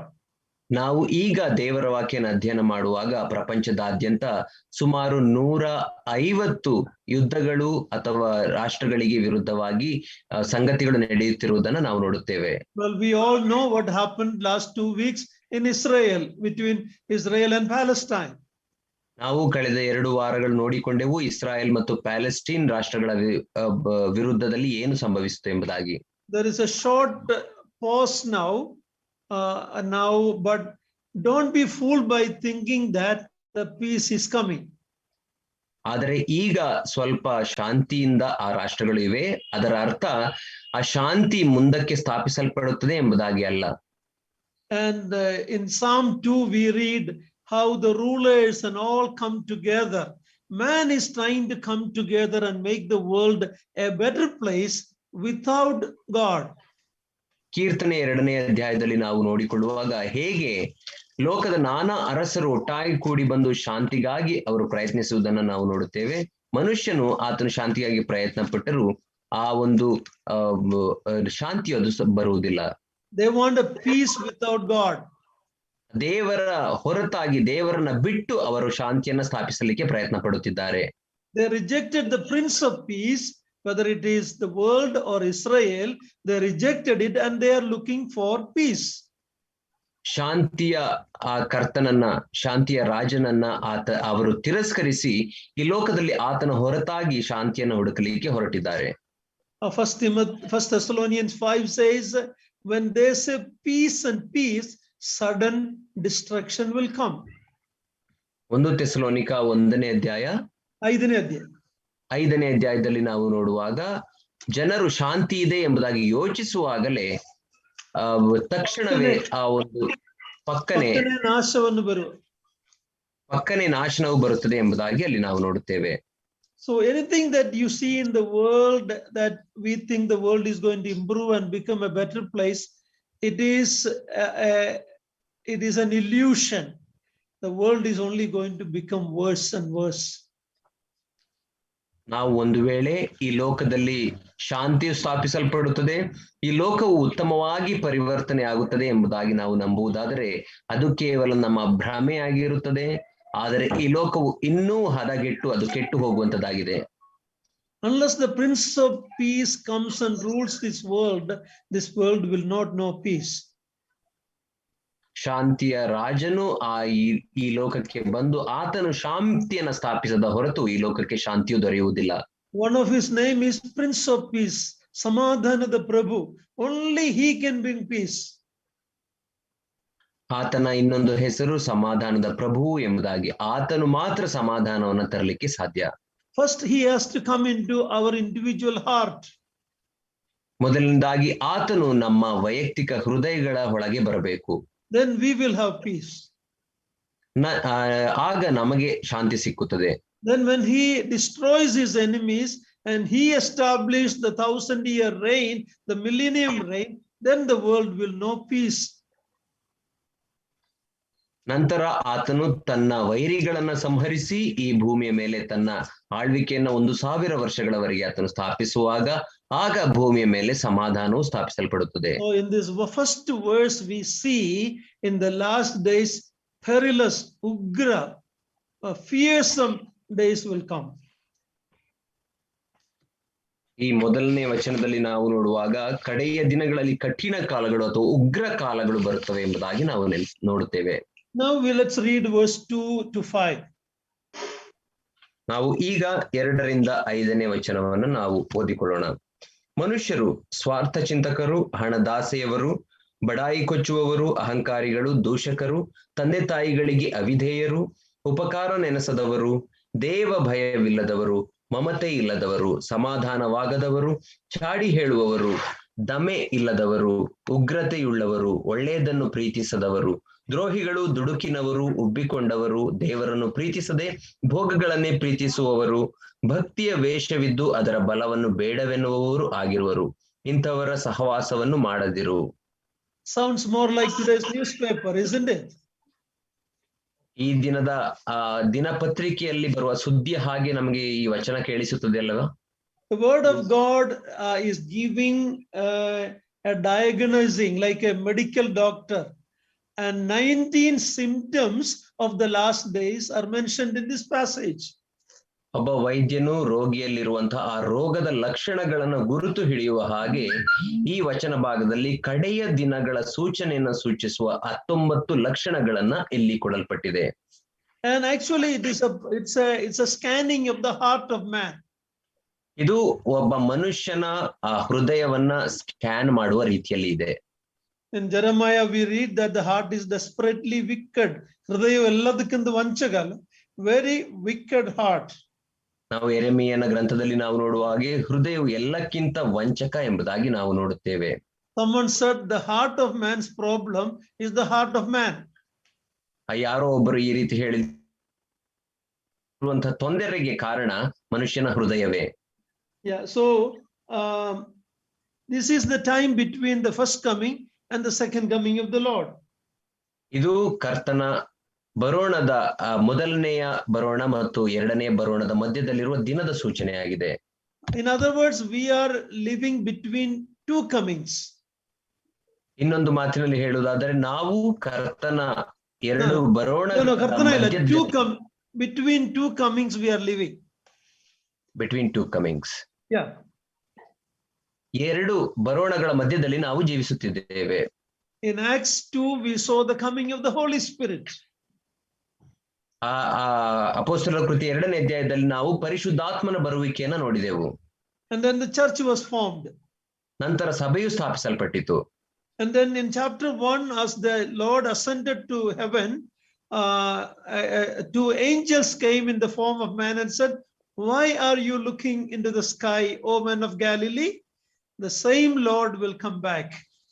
ನಾವು ಅಪೊಸ್ತಲರ ಕೃತ್ಯ 1ನೇ ಅಧ್ಯಾಯದಲ್ಲಿ ನಾವು ನೋಡುವಾಗ ಕರ್ತನು ಆತನು ಸ್ವರ್ಗಾರೋಹಣವಾಗುವಾಗ ಇಬ್ಬರು ದೇವದೂತರು ಬಂದು ಅಲ್ಲಿ ನಿಂತಿದ್ದಂತ ಜನರಿಗೆ, ಗಲಿಲಾಯದ ಜನರೇ, ಏಕೆ ನೀವು ಹೀಗೆ ನೋಡುತ್ತಿದ್ದೀರಿ ಎಂಬುದಾಗಿ ಪ್ರಶ್ನೆ ಮಾಡುತ್ತಾರೆ. ನಿಮ್ಮನ್ನು ಬಿಟ್ಟು ಪರಲೋಕ ಹೋದ ಅದೇ ಯೇಸು ತಿರುಗಿ ಬರುವನು. He will come back. So we are living between the coming of the Holy Spirit to start the church and prepare the church and the second coming of the Lord. ಆದ್ದರಿಂದ ನಾವು 2 ಬರೋಣಗಳ ಮಧ್ಯದಲ್ಲಿ ಜೀವಿಸುತ್ತಿದ್ದೇವೆ. ಸಭೆಯ ಸ್ಥಾಪನೆಗಾಗಿ ಪರಿಶುದ್ಧಾತ್ಮನ ಬರೋಣ, ಅದೇ ರೀತಿ ಸಭೆಯನ್ನ ಕರೆದುಕೊಂಡು ಹೋಗಲಿಕ್ಕೆ ಬರುವಂತಹ ಕರ್ತನ ಬರೋಣ, ಈ 2 ಬರೋಣಗಳ ಮಧ್ಯದಲ್ಲಿ ನಾವು ಜೀವಿಸುತ್ತಿದ್ದೇವೆ. But as we come closer to the second coming of the Lord, ಆದರೆ ನಾವು ಕರ್ತನ ಆ 2ನೇ ಬರೋಣದ ಹತ್ತಿರಕ್ಕೆ ಸಮೀಪಿಸುವಾಗ the world will see terrible times of social degeneration. ಈ ಪ್ರಪಂಚವು ಅತ್ಯಂತ ಘೋರವಾದಂತಹ ಸಾಮಾಜಿಕವಾದಂತಹ ಆ ಒಂದು ಮೌಲ್ಯ ಕುಂಠಿತಗೊಳ್ಳುವುದನ್ನು ನೋಡುತ್ತದೆ. Paul gave a similar list in Romans chapter 1, 28 to 32. ಇದೇ ವಿಧವಾದಂತಹ ಒಂದು ಪಟ್ಟಿಯನ್ನ ಪೌಲನು ರೋಮಾಪುರದವರಿಗೆ ಬರೆದ ಪತ್ರಿಕೆ 3ನೇ ಅಧ್ಯಾಯ chapter 1 verse 28 to 32. Please read that. 1ನೇ ಅಧ್ಯಾಯ 28ರಿಂದ 32ನೇ ವಚನದಲ್ಲಿ ಆತನು ರೋಮಾಪುರ ಪತ್ರಿಕೆಯಲ್ಲಿ ಒಂದು ಪಟ್ಟಿಯನ್ನ ಕೊಡುತ್ತಾನೆ. ರೋಮಾಪುರ 1ನೇ ಅಧ್ಯಾಯ 28ರಿಂದ 32ನೇ ವಚನ. ಇದಲ್ಲದೆ ದೇವರ ಜ್ಞಾನವು ಅವರಿಗೆ ಇಷ್ಟವಿಲ್ಲದರಿಂದ ಅಲ್ಲದ ಕೃತ್ಯಗಳನ್ನು ನಡೆಸುವವರಾಗುವಂತೆ ದೇವರು ಅವರನ್ನು ಅನಿಷ್ಟ ಭಾವಕ್ಕೆ ಒಪ್ಪಿಸಿದನು. ಹೇಗೆಂದರೆ ಅವರು ಸಕಲ ವಿಧವಾದ ಅನ್ಯಾಯ, ದುರ್ಮಾರ್ಗತನ, ಲೋಲುಪ್ತಿ, ದುಷ್ಟತ್ವಗಳಿಂದಲೂ, ಹೊಟ್ಟೆ ಕಿಚ್ಚು, ಕೊಲೆ, ಜಗಳ, ಮೋಸ, ಹಗೆತನಗಳಿಂದಲೂ ತುಂಬಿದವರಾದರು. ಅವರು ಕಿವಿ ಊದುವವರು, ಚಾಡಿ ಹೇಳುವವರು, ದೇವರನ್ನು ದ್ವೇಷಿಸುವವರು, ಸೊಕ್ಕಿನವರು, ಅಹಂಕಾರಿಗಳು, ಬಡಾಯಿ ಕೊಚ್ಚುವವರು, ಕೇಡನ್ನು ಕಲ್ಪಿಸುವವರು, ತಂದೆ ತಾಯಿಗಳ ಮಾತನ್ನು ಕೇಳದವರು, ವಿವೇಕವಿಲ್ಲದವರು, ಮಾತಿಗೆ ತಪ್ಪುವವರು, ಮಮತೆ ಇಲ್ಲದವರು, ಕರುಣೆ ಇಲ್ಲದವರು ಆದರು. ಇಂಥವುಗಳನ್ನು ನಡೆಸುವವರು ಮರಣಕ್ಕೆ ಪಾತ್ರರಾಗಿದ್ದಾರೆಂಬ ದೇವವಿಧಿಯು ಅವರಿಗೆ ತಿಳಿದಿದ್ದರೂ ಅವರು ತಾವೇ ಅವುಗಳನ್ನು ಮಾಡುವುದಲ್ಲದೆ ಮಾಡುವವರನ್ನು ಅನುಮೋದಿಸುತ್ತಾರೆ. Yes, so Romans 1, what Paul was mentioning there is almost similar to what we see in 2 Corinthians chapter 3, 2 to 5. ಇಲ್ಲಿ ಪೌಲನು ರೋಮಾಪುರದವರಿಗೆ ಬರೆದ ಪತ್ರಿಕೆ 1ನೇ ಅಧ್ಯಾಯ 28ನೇ ವಚನದಲ್ಲಿ ಹೇಳುತ್ತಿರುವಂತಹ ಈ ಚಿಹ್ನೆಗಳು ಮತ್ತು ಈ ವ್ಯಕ್ತಿಗಳ ಪಟ್ಟಿ ಆತನು 1 ಕೊರಿಂಥದವರಿಗೆ ಬರೆದ ಪತ್ರಿಕೆ. No, Romans 1 what we read is similar to what we are reading in 2 Timothy chapter 3. ನಾವು 2ನೇ ತಿಮೋತಿಯನ ಬರೆದ ಪತ್ರಿಕೆ 3ನೇ ಅಧ್ಯಾಯದಲ್ಲಿ ಓದುತ್ತಿರುವಂತಹ ಈ ಎಲ್ಲಾ ಪಟ್ಟಿಗಳು ಆ ರೋಮಾಪುರದವರಿಗೆ ಬರೆದ ಪತ್ರಿಕೆ 1ನೇ ಅಧ್ಯಾಯದಲ್ಲಿಯೂ ಕೂಡ ಕೊಡಲ್ಪಟ್ಟಿದೆ. These 19 general characteristics believers should expect in the day we are living in. ಈ 19 ಗುಣಲಕ್ಷಣಗಳನ್ನ ನಾವು ಜೀವಿಸುತ್ತಿರುವಂತ ಈ ಅಂತ್ಯ ದಿನಗಳ ಜನರಲ್ಲಿ ಇರುವುದನ್ನ ವಿಶ್ವಾಸಿಗಳ ಅಂತ ನಾವು ಗುರುತಿಸಬೇಕು. See, there are two things against the church. One is persecution from the outside. The other one is corruption from inside. ಸಭೆಗೆ ವಿರುದ್ಧವಾದಂತಹ 2 ಕಾರ್ಯಗಳು ನಡೆಯುತ್ತಾ ಉಂಟು. ಏನೆಂದರೆ ಸಭೆಗೆ ಹೊರಗಿನಿಂದ ಬರುವಂತಹ ವಿರೋಧ, ಅದೇ ರೀತಿ ಸಭೆಯ ಒಳಗಡೆ ಆತ್ಮೀಕ ಜೀವಿತ ಕುಂಠಿತಗೊಳ್ಳುವುದು. And the corruption inside is worse than the persecution from outside. ಸಭೆಯ ಒಳಗೆ ನಡೆಯುವಂತ ಆ ಒಂದು ಹಿಂಸೆಯು ಅದು ಹೊರಗಿನಿಂದ ಬರುವಂತಹ ಹಿಂಸೆಗಿಂತ ಘೋರವಾಗಿರುತ್ತದೆ. No. What I'm saying, the corruption inside the professing church is worse than the persecution that comes from outside the church. ಸಭೆಯ ಒಳಗೆ ಇರುವಂತಹ ದುಷ್ಟತ್ವವು ಅದು ಸಭೆಯ ಹೊರಗಿನಿಂದ ಬರುವಂತಹ ಹಿಂಸೆಗಿಂತಲೂ ಅದು ಘೋರವಾಗಿರುತ್ತದೆ. And let's look at this list. The first one is people shall be lovers of self. ಈ ಒಂದು ಪಟ್ಟಿಯನ್ನು ನಾವು ನೋಡಿಕೊಳ್ಳೋಣ. ಮೊದಲನೇದಾಗಿ 2ನೇ ವಚನದಲ್ಲಿ ಮನುಷ್ಯರು ಸ್ವಾರ್ಥ ಚಿಂತಕರಾಗಿರುತ್ತಾರೆ. Self-centered, selfie generation. I don't need to explain to you, right? You know it very well. We are in a selfie generation. ಸ್ವಾರ್ಥತೆಯುಳ್ಳಂತಹ, ತಮ್ಮನ್ನು ತಾವು ಪ್ರೀತಿಸಿಕೊಳ್ಳುವಂತಹ, ಸೆಲ್ಫಿ ತೆಗೆದುಕೊಳ್ಳುವಂತಹ ಜನಾಂಗವಿರುತ್ತದೆ ಕಡೆ ದಿನಗಳಲ್ಲಿ. ಇದರ ವಿಷಯದಲ್ಲಿ ನಾನು ನಿಮಗೆ ಹೇಳಬೇಕಾದ ಅವಶ್ಯಕತೆಯೇ ಇಲ್ಲ. Everybody is interested in taking selfies today. ಪ್ರತಿಯೊಬ್ಬರು ಸೆಲ್ಫಿ ಫೋಟೋಗಳನ್ನ ತೆಗೆದುಕೊಳ್ಳುವುದರಲ್ಲಿ ಈ ದಿನ ಉತ್ಸುಕರಾಗಿದ್ದಾರೆ. Recently I read in the news that one Indian couple went to a park in America and went to the top cliff of that rock and they were taking selfie and they both fell down and died.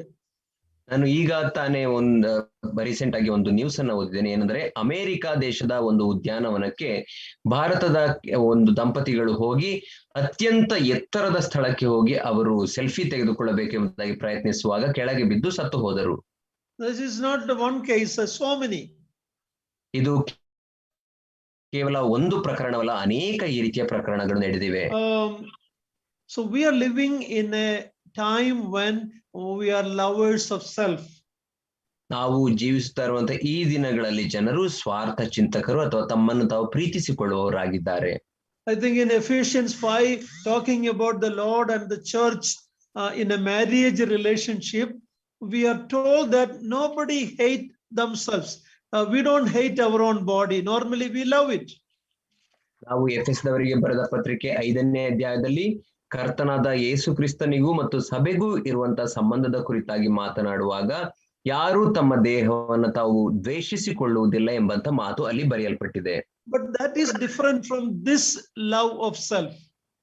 ಆದರೆ ಆ ಒಂದು ಪ್ರೀತಿಯು ಈ ತಿಮೋಥಿಯನ ಪತ್ರಿಕೆಯಲ್ಲಿ ಕೊಟ್ಟಿರುವಂತಹ ಸ್ವಾರ್ಥ ಚಿಂತಕರು ಅಥವಾ ತಮ್ಮನ್ನು ತಾವು ಪ್ರೀತಿಸಿಕೊಳ್ಳುವವರಿಗೂ ವ್ಯತ್ಯಾಸ ಉಂಟು. This is a sinful self love. ಇದು ಒಂದು ಪಾಪಮಯವಾದಂತಹ ಸ್ವಾರ್ಥ ಪ್ರೀತಿ. Self love and self will has no place in the kingdom of God. ದೇವರ ರಾಜ್ಯದಲ್ಲಿ ಸ್ವಾರ್ಥ ಪ್ರೀತಿಗೂ ಮತ್ತು ಸ್ವಾರ್ಥ ಇಚ್ಛೆಗೂ ಸ್ಥಳವಿಲ್ಲ.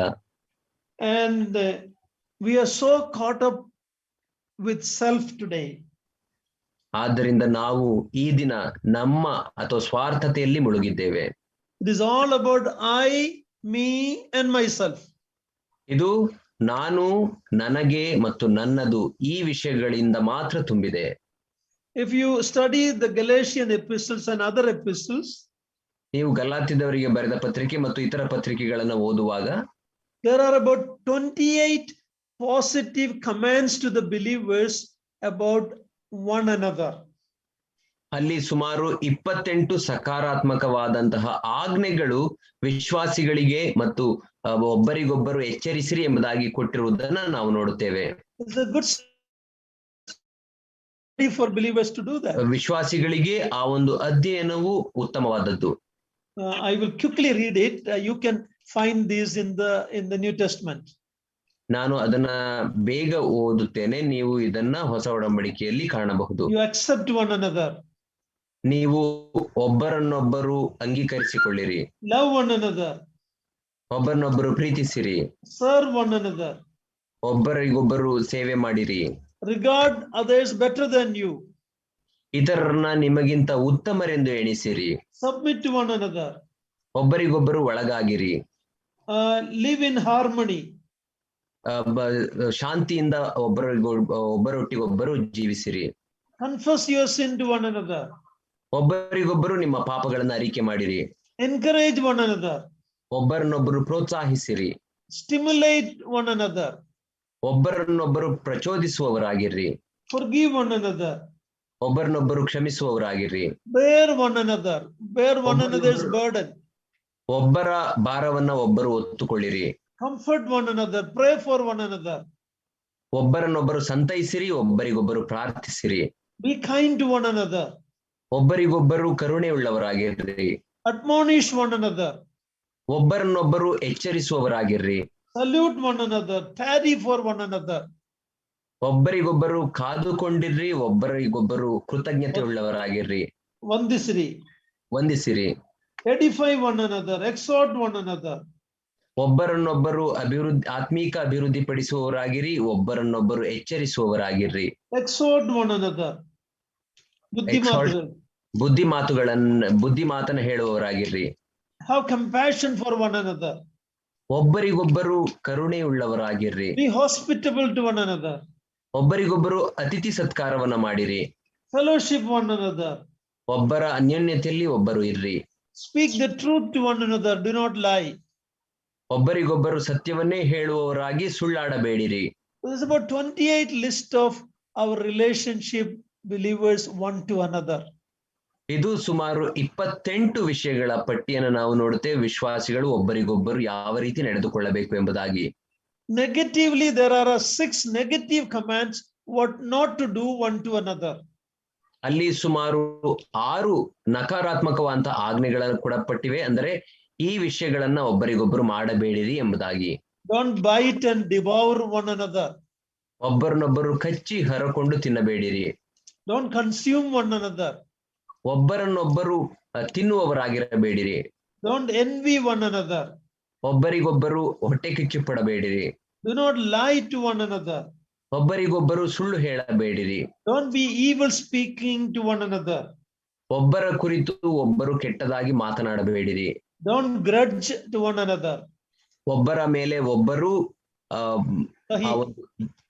ದ್ವೇಷವನ್ನ ಕಹಿ ಭಾವನೆಯನ್ನ ಇಟ್ಟುಕೊಳ್ಳಬೇಡಿರಿ. So Christian life is a one another life. There is no place for self-love that we read here. ಆದ್ದರಿಂದ ಕ್ರೈಸ್ತ ಜೀವಿತವು ಅದು ಒಬ್ಬರಿಗೊಬ್ಬರು ಜೀವಿಸುವಂತಹ ಜೀವಿತವಾಗಿದೆ. ಅಲ್ಲಿ ಸ್ವಾರ್ಥ ಚಿಂತನೆಗೆ ಸ್ಥಳವಿಲ್ಲ. Proof of Christian discipleship is Jesus said, if you love one another, the world will know that you are my disciples. ಆ ಕ್ರೈಸ್ತ ಆ ಒಂದು ಶಿಷ್ಯತ್ವದ ಒಂದು ಲಕ್ಷಣವೇನೆಂದರೆ ಯೇಸು ಕ್ರಿಸ್ತನು ಹೇಳಿದ ಹಾಗೆ, ನೀವು ನನ್ನ ಶಿಷ್ಯರಾಗಿರುವುದಾದರೆ ಒಬ್ಬರನ್ನೊಬ್ಬರು ಪ್ರೀತಿಸುತ್ತೀರಿ, ಲೋಕವು ಇದನ್ನ ನೋಡಿ ನಿಮ್ಮನ್ನ ನನ್ನ ಶಿಷ್ಯರು ಎಂಬುದಾಗಿ ತಿಳಿದುಕೊಳ್ಳುತ್ತದೆ. So one of the first sign of the fierce time, the terrible time, Ugra Samaya, it is self-love. ಉಗ್ರ ಸಮಯದ ಅಥವಾ ಕಠಿಣ ಸಮಯದ ಅಥವಾ ಭಯಂಕರ ಸಮಯದ ಮೊದಲನೆಯ ಚಿಹ್ನೆ ಏನೆಂದರೆ ಜನರು ಸ್ವಾರ್ಥ ಚಿಂತಕರಾಗಿರುತ್ತಾರೆ. And then it becomes lovers of money, secondly. ಎರಡನೇದಾಗಿ ಜನರು ಹಣದಾಶೆಯುಳ್ಳವರು ಅಥವಾ ಹಣವನ್ನ ಪ್ರೀತಿಸುವವರಾಗಿರುತ್ತಾರೆ. Oh, in other words, covetousness, ಲೋಭಿಗಳಲ್ಲ, covetousness. ಅಥವಾ ದುರಾಶೆಯುಳ್ಳವರು ಅಥವಾ ಲೋಭಿಗಳಾಗಿರುತ್ತಾರೆ. Of course, we studied in 1 Timothy chapter 6 about love of money. 1 ತಿಮೋಥಿಯನ ಪತ್ರಿಕೆ 6ನೇ ಅಧ್ಯಾಯದಲ್ಲಿ ನಾವು ಹಣದಾಶೆ ಕುರಿತಾಗಿ ಈಗಾಗಲೇ ಅಧ್ಯಯನ ಮಾಡಿದ್ದೇವೆ. We are told that godliness with contentment is a great gain. ನಾವು ಅಲ್ಲಿ ನೋಡಿಕೊಂಡೆವು ಸಂತುಷ್ಟಿ ಸಹಿತವಾದಂತಹ ದೇವಭಕ್ತಿಯು ಅದು ದೊಡ್ಡ ಲಾಭವು ಎಂಬುದಾಗಿ. But anything of self-love lead you to love money or love things. ನೀವು ನಿಮ್ಮನ್ನ ಪ್ರೀತಿಸಿಕೊಳ್ಳುವಾಗ ಅಥವಾ ಸ್ವಾರ್ಥ ಚಿಂತಕರಾಗಿರುವಾಗ ಅದು ನಿಮ್ಮನ್ನ ಹಣದಾಶೆಯುಳ್ಳವರಾಗಿರುವ ಹಾಗೆ ನಡೆಸುತ್ತದೆ. See, there are 3 times in our life when our hands were empty. ನಮ್ಮ ಜೀವಿತಗಳಲ್ಲಿ 3 ಸಮಯಗಳಲ್ಲಿ ನಮ್ಮ ಕೈಗಳು ಅದು ಬರಿದಾಗಿರುತ್ತವೆ. Do you know when? ಯಾವಾಗ ಎಂಬುದಾಗಿ ಗೊತ್ತಾ? First, when we were born, our hands were empty. There was nothing in our hands. ಮೊದಲನೇದಾಗಿ ನಾವು ಹುಟ್ಟಿದಾಗ ನಮ್ಮ ಕೈಗಳು ಅವು ಖಾಲಿಯಾಗಿದ್ದವು, ನಮ್ಮ ಕೈಯಲ್ಲಿ ಏನೂ ಇರಲಿಲ್ಲ. In 1 Timothy 6, we didn't bring anything to this world. 1 ತಿಮೋಥೆ 6ನೇ ಅಧ್ಯಾಯದಲ್ಲಿ ನಾವು ನೋಡುತ್ತೇವೆ, ನಾವು ಈ ಲೋಕಕ್ಕೆ ಏನನ್ನೂ ತೆಗೆದುಕೊಂಡು ಬಂದಿಲ್ಲ. Secondly, when we come to Christ for salvation, our hands are empty. We don't bring anything. We come just as we are when we come to the Lord for salvation. ಎರಡನೇದಾಗಿ ನಾವು ಕರ್ತನ ಬಳಿಗೆ ರಕ್ಷಣೆಗೆ ಬರುವಾಗ ನಾವು ಏನೂ ಇಲ್ಲದವರಾಗಿ ಬರಿಗೈಯಲ್ಲಿ ಬರುತ್ತೇವೆ. ನಾವು ರಕ್ಷಣೆಗಾಗಿ ಬದಲಾಗಿ ನಾವು ಕರ್ತನಿಗೆ ಏನನ್ನೂ ಕೊಡುವುದಿಲ್ಲ. There's a song, there is nothing in my hand I bring, simply to the cross I cleave. I hold on to the cross, I bring nothing in my hands. English ಭಾಷೆಯಲ್ಲಿ ಒಂದು ಹಾಡು ಉಂಟು, ಏನೆಂದರೆ ಕೈಯಲ್ಲಿ ಏನೂ ಇಲ್ಲದವನಾಗಿ ನಾನು ಬರುತ್ತೇನೆ, ಶಿಲುಬೆಯನ್ನೇ ನಾನು ಅಂಟಿಕೊಳ್ಳುತ್ತೇನೆ ಎಂಬುದಾಗಿ ಅಲ್ಲಿ ಬರೆಯಲ್ಪಟ್ಟಿದೆ. The third time our hand is empty is when we die. ಮೂರನೇದಾಗಿ ನಮ್ಮ ಕೈಗಳು ಯಾವಾಗ ಬರಿದಾಗಿರುತ್ತವೆ ಅಂದರೆ ನಾವು ಸಾಯುವಾಗ. Since that is the truth, why do we crave for money or material things? ಹಾಗಾದರೆ ಇದು ಸತ್ಯವಾಗಿರುವಾಗ ನಾವು ಯಾಕೆ ಲೌಕಿಕವಾದ ವಿಷಯಗಳಿಗೆ ಮತ್ತು ಹಣಕ್ಕಾಗಿ ಆತುರ ಪಡುತ್ತೇವೆ? So it all started with self-love. ಅದು ಸ್ವಾರ್ಥ ಚಿಂತನೆಯಿಂದ ಪ್ರಾರಂಭವಾಯಿತು. And then it's like a train. It adds many more compartments to. There is a long train of sins that follows when we love ourselves. ಇದು ಒಂದು ರೈಲಿನ ಹಾಗೆ ಈ ಸ್ವಾರ್ಥ ಚಿಂತನೆ ಎಂಬುದು ಬರುವಾಗ ಅದಕ್ಕೆ ಒಂದು ಬೋಗಿಗಳು ಯಾವ ರೀತಿ ಜೋಡಿಸಲ್ಪಡುತ್ತದೋ ಹಾಗೆ ಅನೇಕ ಪಾಪಗಳು ಈ ಸ್ವಾರ್ಥ ಚಿಂತನೆಗೆ ಅದು ಸೇರಿಸಲ್ಪಡುತ್ತವೆ. Christian love looks for the good of others. ಕ್ರೈಸ್ತ ಪ್ರೀತಿಯು ಅದು ಇತರರಲ್ಲಿರುವಂತಹ ಉತ್ತಮ ಗುಣಗಳನ್ನ ಕಂಡುಹಿಡಿಯುತ್ತದೆ. Or we are trying to do good to others. ಅಥವಾ ನಾವು ಇತರರಿಗೆ ಒಳ್ಳೆಯದನ್ನ ಮಾಡಲಿಕ್ಕೆ ಪ್ರಯತ್ನಿಸುತ್ತೇವೆ. Self-love looks at what I can get, what I can hoard. ಆದರೆ ಸ್ವಾರ್ಥ ಚಿಂತನೆ ಅಥವಾ ಸ್ವಾರ್ಥ ಪ್ರೀತಿ ಅದು ನಾನು ಏನನ್ನ ಹೊಂದಿಕೊಳ್ಳಬಹುದು, ನಾನು ಏನನ್ನ ಕೂಡಿಸಿಟ್ಟುಕೊಳ್ಳಬಹುದು ಎಂಬುದಾಗಿ ನೋಡುತ್ತದೆ. In Acts 20, Paul talks about the Lord's statement. It is more blessed to give than to receive. ಅಪೊಸ್ತಲರ ಕೃತ್ಯ 20ನೇ ಅಧ್ಯಾಯದಲ್ಲಿ ಪೌಲನು ಆ ಕರ್ತನಾಂತ ಯೇಸು ಕ್ರಿಸ್ತನ ಮಾತನ್ನ ಆತ ಪುನರುಚ್ಚರಿಸುತ್ತಾನೆ. ಏನೆಂದರೆ ಪಡೆದುಕೊಳ್ಳುವುದಕ್ಕಿಂತ ಕೊಡುವುದೇ ಉತ್ತಮ, ಅದು ಹೆಚ್ಚು ಆಶೀರ್ವಾದದಾಯಕ ಎಂಬುದಾಗಿ ಹೇಳುತ್ತಾನೆ. So love of money or material is a major tragedy for the last days church. ಆದ್ದರಿಂದ ಕಡೆಯ ದಿನದಲ್ಲಿರುವಂತಹ ಈ ಸಭೆಗಳಲ್ಲಿರುವಂತಹ ದುರಂತವೇನೆಂದರೆ ಸ್ವಾರ್ಥ ಚಿಂತನೆ ಮತ್ತು ಹಣದಾಶೆ. In Matthew 13:22, when the Lord was giving the 7 parables connected with the seed, ನಾವು ಮತ್ತಾಯ 13ನೇ ಅಧ್ಯಾಯ 22ನೇ ವಚನದಲ್ಲಿ ಯೇಸು ಕ್ರಿಸ್ತನು 13 ಆ ಒಂದು ಸಾಮ್ಯಗಳನ್ನ 7 ಸಾಮ್ಯಗಳನ್ನ ಬೀಜದ ಕುರಿತಾಗಿ ಆತನು ಹೇಳುವಾಗ, one of the seed that fell among the thorns, we read it choked the growth of the plant. ನಾವು ಆ ಕೆಲವು ಬೀಜಗಳು ಆ ಮುಳ್ಳಿನ ಗಿಡದ ಮಧ್ಯದಲ್ಲಿ ಬಿದ್ದಂತಹ ಆ ಬೀಜಗಳು ಅದು ಬೆಳೆಯುವಾಗ ಮುಳ್ಳುಗಳು ಅದನ್ನ ಬೆಳೆಯದ ಹಾಗೆ ಅಡಗಿಸಿ ಬಿಟ್ಟವು ಎಂಬುದಾಗಿ ನೋಡುತ್ತೇವೆ. There we have the phrase the deceitness of the riches. ಅಲ್ಲಿ ನಾವು ನೋಡುತ್ತೇವೆ ಈ ಪ್ರಾಪಂಚಿಕವಾದಂತಹ ಅಥವಾ ಭೋಗದ ಅಥವಾ ಐಶ್ವರ್ಯದ ಆ ಒಂದು ಮೋಸ ಅವರನ್ನ ಕುಂಠಿತಗೊಳಿಸುತ್ತದೆ ಎಂಬುದಾಗಿ ಅಲ್ಲಿ ನೋಡುತ್ತೇವೆ. Money is a good servant, but it's a terrible master. ಹಣವು ಅದು ಉತ್ತಮ ಸೇವಕ, ಆದರೆ ಅದು ಒಂದು ಬಹು ಕೆಟ್ಟದಾದಂತಹ ಯಜಮಾನ. If money comes into your hand, I read in a book, ನಾನು ಒಂದು ಪುಸ್ತಕದಲ್ಲಿ ಓದಿದೆನು, ನಿಮ್ಮ ಕೈಗೆ ಹಣವು ಬರುವಾಗ try to get it out fast, use it for godly purposes, get it out of your hand before it goes to your heart. ಆದಷ್ಟು ಬೇಗ ಅದನ್ನ ನಿಮ್ಮ ಕೈಗಳಿಂದ ತೆಗೆದು ಹಾಕಿರಿ, ದೇವರ ಕಾರ್ಯಗಳಿಗೆ ಉತ್ತಮ ಕಾರ್ಯಗಳಿಗೆ ಉಪಯೋಗಿಸಿರಿ, ಅದು ನಿಮ್ಮ ಹೃದಯವನ್ನು ಹೊಕ್ಕುವುದಕ್ಕಿಂತ ಮುಂಚೆ. 1 Timothy 6:17-19 talks about rich believers, what they should do with their riches. 1 ತಿಮೋಥೆಯನ ಬರೆದ ಪತ್ರಿಕೆ 6ನೇ ಅಧ್ಯಾಯ 1-7 ವಚನಗಳನ್ನು 17-19 17ರಿಂದ 19ನೇ ವಚನಗಳನ್ನು ನಾವು ನೋಡುವಾಗ ಅಲ್ಲಿ ಇಹಲೋಕದ ವಿಷಯದಲ್ಲಿ ಐಶ್ವರ್ಯವುಳ್ಳಂತಹ ವಿಶ್ವಾಸಿಗಳು ಏನು ಮಾಡಬೇಕು ತಮ್ಮ ಐಶ್ವರ್ಯದೊಟ್ಟಿಗೆ ಎಂಬುದಾಗಿ ನೋಡುತ್ತೇವೆ. We have already looked at it, but for the sake of anyone who joined new, please, if you are a rich believer, what you should do, look at 1 Timothy 6:17-19.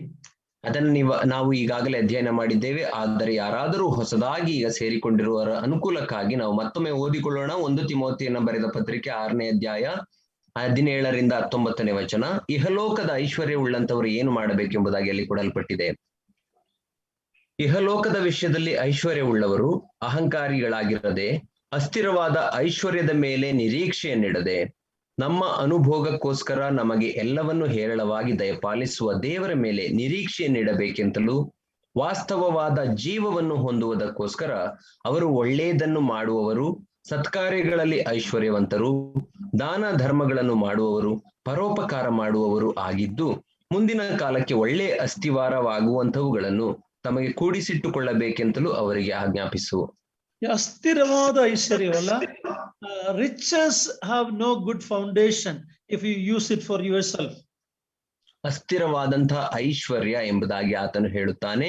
ನೀವು ನಿಮ್ಮ ಐಶ್ವರ್ಯದ ಮೇಲೆ ಅದನ್ನ ಅಸ್ಥಿವಾರ ಎಂಬುದಾಗಿ ಹಾಕುವಾಗ ಅದು ಬಹಳ ಅಸ್ಥಿರವಾಗಿರುವಂತಹ ಅಸ್ಥಿವಾರವಾಗಿರುತ್ತದೆ. So in the 19 symptoms of the last days, the perilous time, we have only looked at 2. ಕಡೆಯ ದಿನಗಳ ಸೂಚನೆಯ ಕುರಿತಾದಂತಹ 19 ಚಿಹ್ನೆಗಳಲ್ಲಿ ನಾವು ಕೇವಲ 2 ಸೂಚನೆಗಳನ್ನು ನೋಡಿಕೊಂಡೆವು. Self love and money love. ಸ್ವಾರ್ಥ ಚಿಂತನೆ ಅಥವಾ ಸ್ವಾರ್ಥ ಪ್ರೀತಿ ಮತ್ತು ಹಣದ ಪ್ರೀತಿ. The third symptom is proud or boastful. ಮೂರನೆಯ ಆ ಒಂದು ಸೂಚನೆ ಯಾವುದೆಂದರೆ ಬಡಾಯಿ ಕೊಚ್ಚಿಕೊಳ್ಳುವ ಜನರು. ಬಡಾಯಿ ಕೊಚ್ಚುವವರು ಅಹಂಕಾರಿಗಳು. ಬಡಾಯಿ ಕೊಚ್ಚುವವರು ಮತ್ತು ಅಹಂಕಾರಿಗಳು. It is an outward manifestation, big display, but there's nothing inside. ಅದು ಹೊರಗೆ ಮಾತ್ರ ತೋರಿಸಿಕೊಳ್ಳುವಂತದ್ದು ದೊಡ್ಡದಾಗಿ, ಆದರೆ ಒಳಗೆ ನೋಡುವಾಗ ಏನು ಇರುವುದಿಲ್ಲ. You look at the cutouts and the posters of the televangelists the big preachers in Christendom, it's all big show, boasting. ನಾವು ಈ ಕ್ರೈಸ್ತತ್ವದಲ್ಲಿ ನೋಡುವಾಗ ಅನೇಕ ದೊಡ್ಡ ದೊಡ್ಡ ಪಾಸ್ಟರ್ಸ್ಗಳು ಮತ್ತು ಸೇವಕರು ಅವರ ಕಟೌಟ್ಸ್ ಗಳನ್ನ ಹಾಕಿಕೊಳ್ಳುತ್ತಾರೆ ಮತ್ತು ಟಿವಿಯ ಮೂಲಕ ಸ್ವಾರ್ಥ ಸೇವೆ ಮಾಡುವಂತವರು ತಮ್ಮ ಕುರಿತಾಗಿ ಅನೇಕ ಪ್ರಚಾರಗಳನ್ನ ಮಾಡುತ್ತಾರೆ. ಆದರೆ ಅವರ ಜೀವಿತವನ್ನು ನೋಡುವಾಗ ಏನೂ ಇರುವುದಿಲ್ಲ. Proud, ಅಹಂಕಾರಿಗಳಲ್ಲ? ಎಸ್ ಅಂಕಲ್, ಅಹಂಕಾರಿಗಳು. That is one of the sin that God hates. In Proverbs we read there are 6 things God hates, 7 that is an abomination. The first in the list is pride. ನಾವು ಜ್ಞಾನೋಕ್ತಿಗಳ ಪುಸ್ತಕದಲ್ಲಿ ನಾವು ನೋಡುವಾಗ ಯೆಹೋವನು ದೇವರು ಅಥವಾ ಯೆಹೋವನು ದ್ವೇಷಿಸುವಂತವುಗಳು 6, ಹೌದು 7 ಆತನಿಗೆ ಅಸಹ್ಯ ಎಂಬುದಾಗಿ ಹೇಳುವಾಗ ಅಸಹ್ಯ ವಸ್ತುಗಳಲ್ಲಿ ಮೊದಲನೆಯ ಸಂಗತಿ ಅಂದರೆ ಅಹಂಕಾರ. That was the first sin in the universe. ಈ ಲೋಕಕ್ಕೆ ಬಂದಂತಹ ಮೊದಲನೆಯ ಪಾಪ ಅದು ಅಹಂಕಾರವಾಗಿದೆ. Where did sin first start? ಮೊದಲನೇದಾಗಿ ಪಾಪವು ಎಲ್ಲಿ ಪ್ರಾರಂಭವಾಯಿತು? Many will say in the Garden of Eden. ಅನೇಕರು ಹೇಳುತ್ತಾರೆ ಏದೆನ್ ವನದಲ್ಲಿ ಎಂಬುದಾಗಿ. That's not true. ಅದು ಸತ್ಯವಲ್ಲ. Sin started in heaven. ಪಾಪವು ಅದು ಮೊದಲನೇದಾಗಿ ಸ್ವರ್ಗದಲ್ಲಿ ಅಥವಾ ಪರಲೋಕದಲ್ಲಿ ಪ್ರಾರಂಭವಾಯಿತು. It is the sin of Lucifer. ಅದು ಲೂಸಿಫರನ ಪಾಪವಾಗಿದೆ. Of course, that brought the fall of Lucifer. ಅದು ಲೂಸಿಫರನ ಬೀಳುವಿಕೆಗೂ ಕಾರಣವಾಯಿತು. That is why in 1 Timothy 3 and Titus 1, when the qualification of elders and leaders are given, there is a specific instruction not to make a new believer as a leader immediately because he will be proud. ಆದ್ದರಿಂದಲೇ ನಾವು 1 ತಿಮೋಥೆ 3ನೇ ಅಧ್ಯಾಯ ಮತ್ತು ತೀತನ ಪತ್ರಿಕೆಯಲ್ಲಿ ನಾವು ನೋಡುವಾಗ ಆ ಸಭಾ ಹಿರಿಯರಿಗೆ ಇರಬೇಕಾದಂತ ಅರ್ಹತೆಗಳ ಕುರಿತಾಗಿ ಮಾತನಾಡುವಾಗ ಅಲ್ಲಿ ಯಾವುದೇ ಹೊಸ ವಿಶ್ವಾಸಿಯನ್ನ ಸಭಾ ಸೇವಕನ ಅಥವಾ ಸಭಾಧ್ಯಕ್ಷನ ಸ್ಥಾನಕ್ಕೆ ನೇಮಿಸಬೇಡ ಎಂಬುದಾಗಿ ಹೇಳುತ್ತಾರೆ. ಯಾಕಂದ್ರೆ ಅವರು ಉಬ್ಬಿಕೊಂಡು ಅವರು ಅಹಂಕಾರಿಗಳಾಗುತ್ತಾರೆ ಎಂಬುದಾಗಿ ಅಲ್ಲಿ ಹೇಳಲ್ಪಟ್ಟಿದೆ. The next evidence is ದೂಷಕರು. It is abusive people. ಮೂರನೆಯ ಒಂದು ಸಂಗತಿಯನ್ನು ನೋಡುವಾಗ ದೂಷಕರು ಅಥವಾ ಬೈಯುವಂತ ಜನರು. Evil speakers, profane. If you look at the media today, the cinema today, the talk of people is very abusive. ನಾವು ಈ ದಿನಗಳಲ್ಲಿ ಮೀಡಿಯಾವನ್ನು ನೋಡುವಾಗ, ಸಿನಿಮಾಗಳನ್ನ ನೋಡುವಾಗ ಅಲ್ಲಿ ಅನೇಕ ದೂಷಣೆಯ ಮಾತುಗಳು ಮತ್ತು ಬೈಯುವಂತಹ ಮನೋಭಾವನೆ ಉಳ್ಳಂತವರನ್ನ ನಾವು ನೋಡುತ್ತೇವೆ. Another one is disobedient parents. ಮತ್ತು ಇನ್ನೊಂದು ಸಂಗತಿ ತಂದೆ ತಾಯಿಗಳಿಗೆ ಅವಿಧೇಯರು. Is one of the 10 commandments in the Old Testament, Exodus 20. ಹಳೆಯ ಒಡಂಬಡಿಕೆಯಲ್ಲಿ ವಿಮೋಚನ ಕಾಂಡ 20ನೇ ಅಧ್ಯಾಯದಲ್ಲಿ ನಾವು ನೋಡುವಾಗ ಕೊಡಲ್ಪಟ್ಟಂತಹ 10 ದಶಾಜ್ಞೆಗಳಲ್ಲಿ ಇದು ಒಂದು ಆಜ್ಞೆಯಾಗಿದೆ. And we are told that it is the first commandment with a promise. ನಾವು ನೋಡುವಾಗ ವಾಗ್ದಾನದೊಟ್ಟಿಗೆ ಕೊಡಲ್ಪಟ್ಟಿರುವಂತಹ ಆಜ್ಞೆಗಳಲ್ಲಿ ಇದು ಮೊದಲನೆಯ ಆಜ್ಞೆ. Of course, that is not the first commandment. First commandment is about I am the Lord, there should be no other God. ಅಲ್ಲಿ 10 ದಶಾಜ್ಞೆಗಳಲ್ಲಿ ನಾವು ನೋಡುವಾಗ ಮೊದಲನೆಯದು ಯಾವುದಂದರೆ ನಾನೇ ದೇವರು, ನನ್ನ ಹೊರತು ನಿಮಗೆ ಬೇರೆ ದೇವರುಗಳಿರಬಾರದು. But the first commandment in the sense of the second part of the commandment, there are 2 parts to the commandment. One is our relationship with God, the first 4. The next 5 are relations between us. 10 ದಶಾಜ್ಞೆಗಳನ್ನ ನಾವು ನೋಡುವಾಗ ಮೊದಲನೆಯ 4 ಆಜ್ಞೆಗಳು ದೇವರೊಟ್ಟಿಗೆ ನಮ್ಮ ಸಂಬಂಧ ಹೇಗಿರಬೇಕು ಎಂಬುದಾಗಿ ಕೊಡುವಂತಹ ಆಜ್ಞೆಗಳಾಗಿವೆ. ಉಳಿದ ನಂತರದ 5 ಆಜ್ಞೆಗಳು ಅದು ನಾವು ಇತರರೊಟ್ಟಿಗೆ ಯಾವ ಸಂಬಂಧವನ್ನ ಹೊಂದಿದವರಾಗಿರಬೇಕು ಎಂಬುದಾಗಿ ಆಜ್ಞೆಗಳನ್ನ ಕೊಡುತ್ತದೆ. The next 6 commandments. ನಂತರದ 6 ಆಜ್ಞೆಗಳು. From that 6, the first commandment is obey your parents, honor your parents. ಆ ಎರಡನೆಯ 6 ಆಜ್ಞೆಗಳಲ್ಲಿ ನಾವು ಮೊದಲನೆಯ ಆಜ್ಞೆ ಯಾವುದು ಎಂಬುದಾಗಿ ನಾವು ನೋಡುವಾಗ ನಿನ್ನ ತಂದೆ ತಾಯಿಗಳನ್ನ ಸನ್ಮಾನಿಸು. That is the only commandment with a promise. You will live long if you honor your parents. ನಿನ್ನ ತಂದೆ ತಾಯಿಗಳನ್ನ ಸನ್ಮಾನಿಸಿದರೆ ಬಹುಕಾಲ ಬದುಕುವಿ ಎಂಬುದಾಗಿ ಆ ಒಂದು ವಾಗ್ದಾನ ಸಹಿತವಾಗಿ ಕೊಡಲ್ಪಟ್ಟಿರುವಂತಹ ಆಜ್ಞೆ ಅದೊಂದೇ. There are 2 reasons why, at least 2 reasons why children should obey the parents. ಪ್ರಾಮುಖ್ಯವಾಗಿ 2 ಕಾರಣಗಳಿಗಾಗಿ ತಂದೆ ತಾಯಿಗಳಿಗೆ ಮಕ್ಕಳು ವಿಧೇಯರಾಗಬೇಕು. First is our duty. ಮೊದಲನೆಯ ಕಾರಣವೇನೆಂದರೆ ಅದು ನಮ್ಮ ಕರ್ತವ್ಯವಾಗಿದೆ. Secondly, it's a gratitude because they looked after us when we were helpless. ಎರಡನೇದಾಗಿ ನಾವು ಕೃತಜ್ಞತೆಯುಳ್ಳವರಾಗಿರಬೇಕು, ಯಾಕಂದರೆ ನಾವು ಅಸಹಾಯಕರಾಗಿದ್ದಾಗ ನಮ್ಮ ತಂದೆ ತಾಯಿಗಳು ನಮ್ಮನ್ನ ಆರೈಕೆ ಮಾಡಿದ್ದಾರೆ. So these 2 main reasons why children should obey the parents. ಈ 2 ಪ್ರಾಮುಖ್ಯ ಕಾರಣಗಳಿಗಾಗಿ ಮಕ್ಕಳು ತಂದೆ ತಾಯಿಗಳಿಗೆ ವಿಧೇಯರಾಗಬೇಕು. And so the natural affection is not there in the last days. ಆ ಒಂದು ಸ್ವಾಭಾವಿಕವಾದಂತಹ ಪ್ರೀತಿ ಕಡೆಯ ದಿನದಲ್ಲಿ ಇರುವುದಿಲ್ಲ ಎಂಬುದಾಗಿ ನಾವು ನೋಡುತ್ತೇವೆ. The children don't obey the parents. ಮಕ್ಕಳು ತಂದೆ ತಾಯಿಗಳಿಗೆ ವಿಧೇಯರಾಗುವುದಿಲ್ಲ. Now this also goes the other way in the last days. The parents have no natural affection for the children. ಕಡೆಯ ದಿನದಲ್ಲಿ ಈ ಒಂದು ಸಂಗತಿ ಇನ್ನೊಂದು ಮುಖವಾಗಿಯೂ ಹೋಗುತ್ತದೆ. ಏನೆಂದರೆ ತಂದೆ ತಾಯಿಗಳು ಕೂಡ ಸ್ವಾಭಾವಿಕವಾದಂತಹ ತಮ್ಮ ಮಕ್ಕಳ ಮೇಲಿನ ಪ್ರೀತಿಯನ್ನ ಇಲ್ಲದವರಾಗಿರುತ್ತಾರೆ. Children are a liability, a bhara. It's a problem for many parents, and our government used to say we 2 hours 2. Later they said we 2 hours 1. Now they say we 2 hours none. That is the philosophy we hear from the world. ಈ ದಿನದಲ್ಲಿ ತಂದೆ ತಾಯಿಗಳನ್ನ ನಾವು ನೋಡುವಾಗ ಅವರು ಮಕ್ಕಳುಗಳನ್ನ ಭಾರವೆಂಬುದಾಗಿ ಅವರು ಅಂದುಕೊಳ್ಳುತ್ತಾರೆ. ನಮ್ಮ ಸರ್ಕಾರದ ಸೂಚನೆಯನ್ನ ನಾವು ನೋಡುವಾಗ ಮೊದಲು ಇದ್ದಂಥದ್ದು ನಾವು ಇಬ್ಬರು ನಮಗೆ ಇಬ್ಬರು ಮಕ್ಕಳು ಎಂಬುದಾಗಿ, ನಂತರ ನಾವಿಬ್ಬರು ನಮಗೆ ಒಬ್ಬರು ಎಂಬಂತ ಆ ಒಂದು ಧ್ಯೇಯ ವಾಕ್ಯ ಬಂತು. ನಂತರ ನಾವು ಇಬ್ಬರು ನಮಗೆ ಯಾರೂ ಬೇಡ ಎಂಬಂತಹ ಮನೋಭಾವನೆ ಉಳ್ಳಂತ ಜನರು ಈ ದಿನಗಳಲ್ಲಿ ಇದ್ದಾರೆ. And the average family has 1.5 child. ನಾವು ನೋಡುವಾಗ ಒಂದು ಕುಟುಂಬವು ಅದು 1 ಮತ್ತು ಅರ್ಧ ಮಗುವನ್ನ ಹೊಂದಿದ್ದಾಗಿರುತ್ತದೆ. 1 ಮಗು. What does that mean?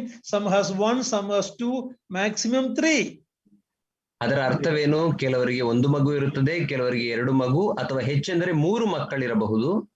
And that itself is a burden for many. ಅದೇ ಅನೇಕರಿಗೆ ಭಾರವಾಗಿದೆ. If a family comes with 7 or 8 children to our assembly, how would we look at them? ಯಾರಾದರೂ ನಮ್ಮ ಸಭೆಗಳಿಗೆ ಒಂದು ಕುಟುಂಬ 7-8 ಮಕ್ಕಳನ್ನು ಉಳ್ಳದ್ದಾಗಿ ಬರುವುದಾದ್ರೆ ಅವರನ್ನು ನಾವು ಹೇಗೆ ನೋಡುತ್ತೇವೆ? We will look down at them. ನಾವು ಅವರನ್ನ ಕಡೆಗಣಿಸಿ ಕೀಳಾಗಿ ನೋಡುತ್ತೇವೆ. Brothers and sisters, the values have all really rotten in the last days. ನನ್ನ ಪ್ರಿಯ ಸಹೋದರ ಸಹೋದರಿಯರೇ, ಕಡೆಯ ದಿನಗಳಲ್ಲಿ ಮೌಲ್ಯಗಳು ಅವು ಕೊಳೆತು ಹೋದದ್ದಾಗಿವೆ. Then it says they will be ungrateful. ನಂತರ ಅಲ್ಲಿ ನಾವು ನೋಡುವಾಗ ಉಪಕಾರ ನೆನೆಸದವರು. See, that was the sin of the Israelites in the wilderness. ಆ ಅರಣ್ಯದಲ್ಲಿ ಇಸ್ರಾಯೇಲರ ಪಾಪವು ಕೂಡ ಇದೇ ಆಗಿತ್ತು. They were unthankful to what God has done for them. ಅವರು ದೇವರು ತಮಗೆ ಮಾಡಿದ ವಿಷಯಗಳಲ್ಲಿ ಅವರು ಉಪಕಾರ ನೆನೆಸದವರಾಗಿದ್ದರು. Even if you are not a believer in the Lord Jesus Christ, even if you are an unbeliever in the world, think about all God's provisions for our body. God has given the rain, the sun, the oxygen. Right now we know the value of oxygen, right? We breathe it every second. We take it for granted. We are the most unthankful people.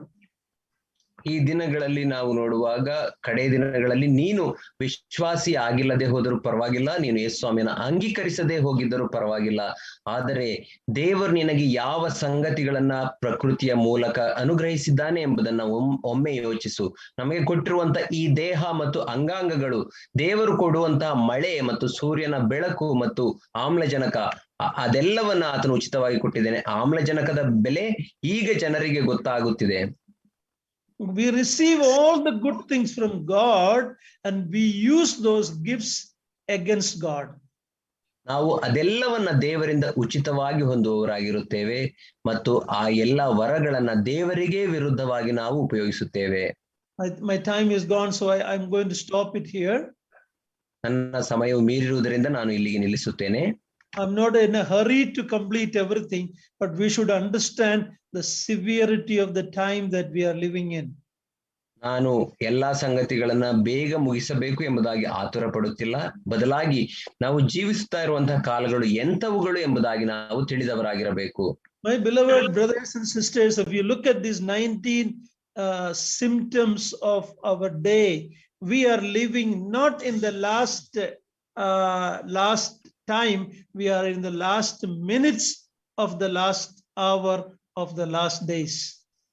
ನಾವು ಕಡೆಯ ದಿನಗಳ ಕುರಿತಾದಂತಹ ಈ 19 ಲಕ್ಷಣಗಳನ್ನ ನಾವು ನೋಡುವಾಗ, ನನ್ನ ಪ್ರಿಯ ಸಹೋದರ ಸಹೋದರಿಯರು, ನಾವು ನೆನೆಸಿಕೊಳ್ಳಬೇಕೇನೆಂದರೆ, ನಾವು ಕಡೆಯ ದಿನಗಳಲ್ಲಿ ಜೀವಿಸುತ್ತಿಲ್ಲ, ಕಡೆಯ ಗಳಿಗೆಯ ಕಡೆಯ ನಿಮಿಷಗಳಲ್ಲಿ ನಾವು ಜೀವಿಸುತ್ತಿದ್ದೇವೆ. The coming of the Lord is very near. ಕರ್ತನ ಬರೋಣವು ಅದು ಅತ್ಯಂತ ಸಮೀಪದಲ್ಲಿದೆ. Let's examine why God has spared us when God has removed many of God's servants and believers, just like us, maybe better than us. While God has taken them, why you and I are still left in this world? ನಮ್ಮನ್ನು ನಾವು ಪರೀಕ್ಷಿಸಿಕೊಳ್ಳೋಣ.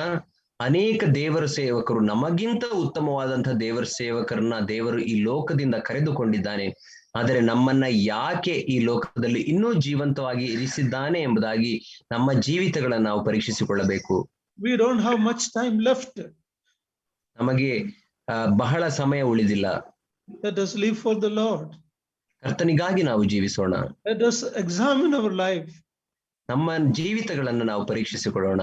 Rather than being self-lovers and money lovers, let us love God and love one another. ಸ್ವಾರ್ಥ ಚಿಂತಕರು ಮತ್ತು ಹಣದಾಸೆ ಉಳ್ಳವರಾಗಿರದೆ ಒಬ್ಬರನ್ನೊಬ್ಬರು ಪ್ರೀತಿಸುವವರು, ಕರ್ತನನ್ನ ಪ್ರೀತಿಸುವವರಾಗಿರೋಣ.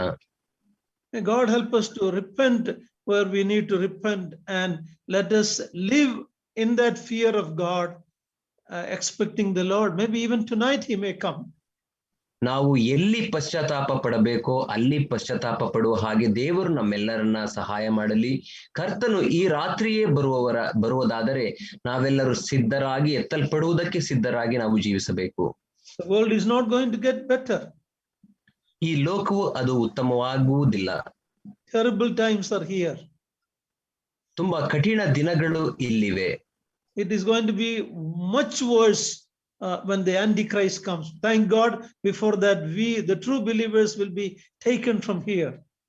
ಕ್ರಿಸ್ತ ವಿರೋಧಿಯು ಬರುವಾಗ ಆ ದಿನಗಳು ಇನ್ನೂ ಅತ್ಯಂತ ಕಠಿಣವಾದಂತಹ ದಿನಗಳಾಗಿರುತ್ತವೆ. ದೇವರಿಗೆ ಸ್ತೋತ್ರ ಸಲ್ಲಿಸಿರಿ, ಆ ದಿನಗಳಲ್ಲಿ ನಾವಿರುವುದಿಲ್ಲ, ಯಾಕಂದ್ರೆ ಸಭೆಯು ಎತ್ತಲ್ಪಟ್ಟಿರುತ್ತದೆ. But if there is anyone listening to us today, if you are not truly a born again child of God, tonight may be your last opportunity to repent and believe the gospel.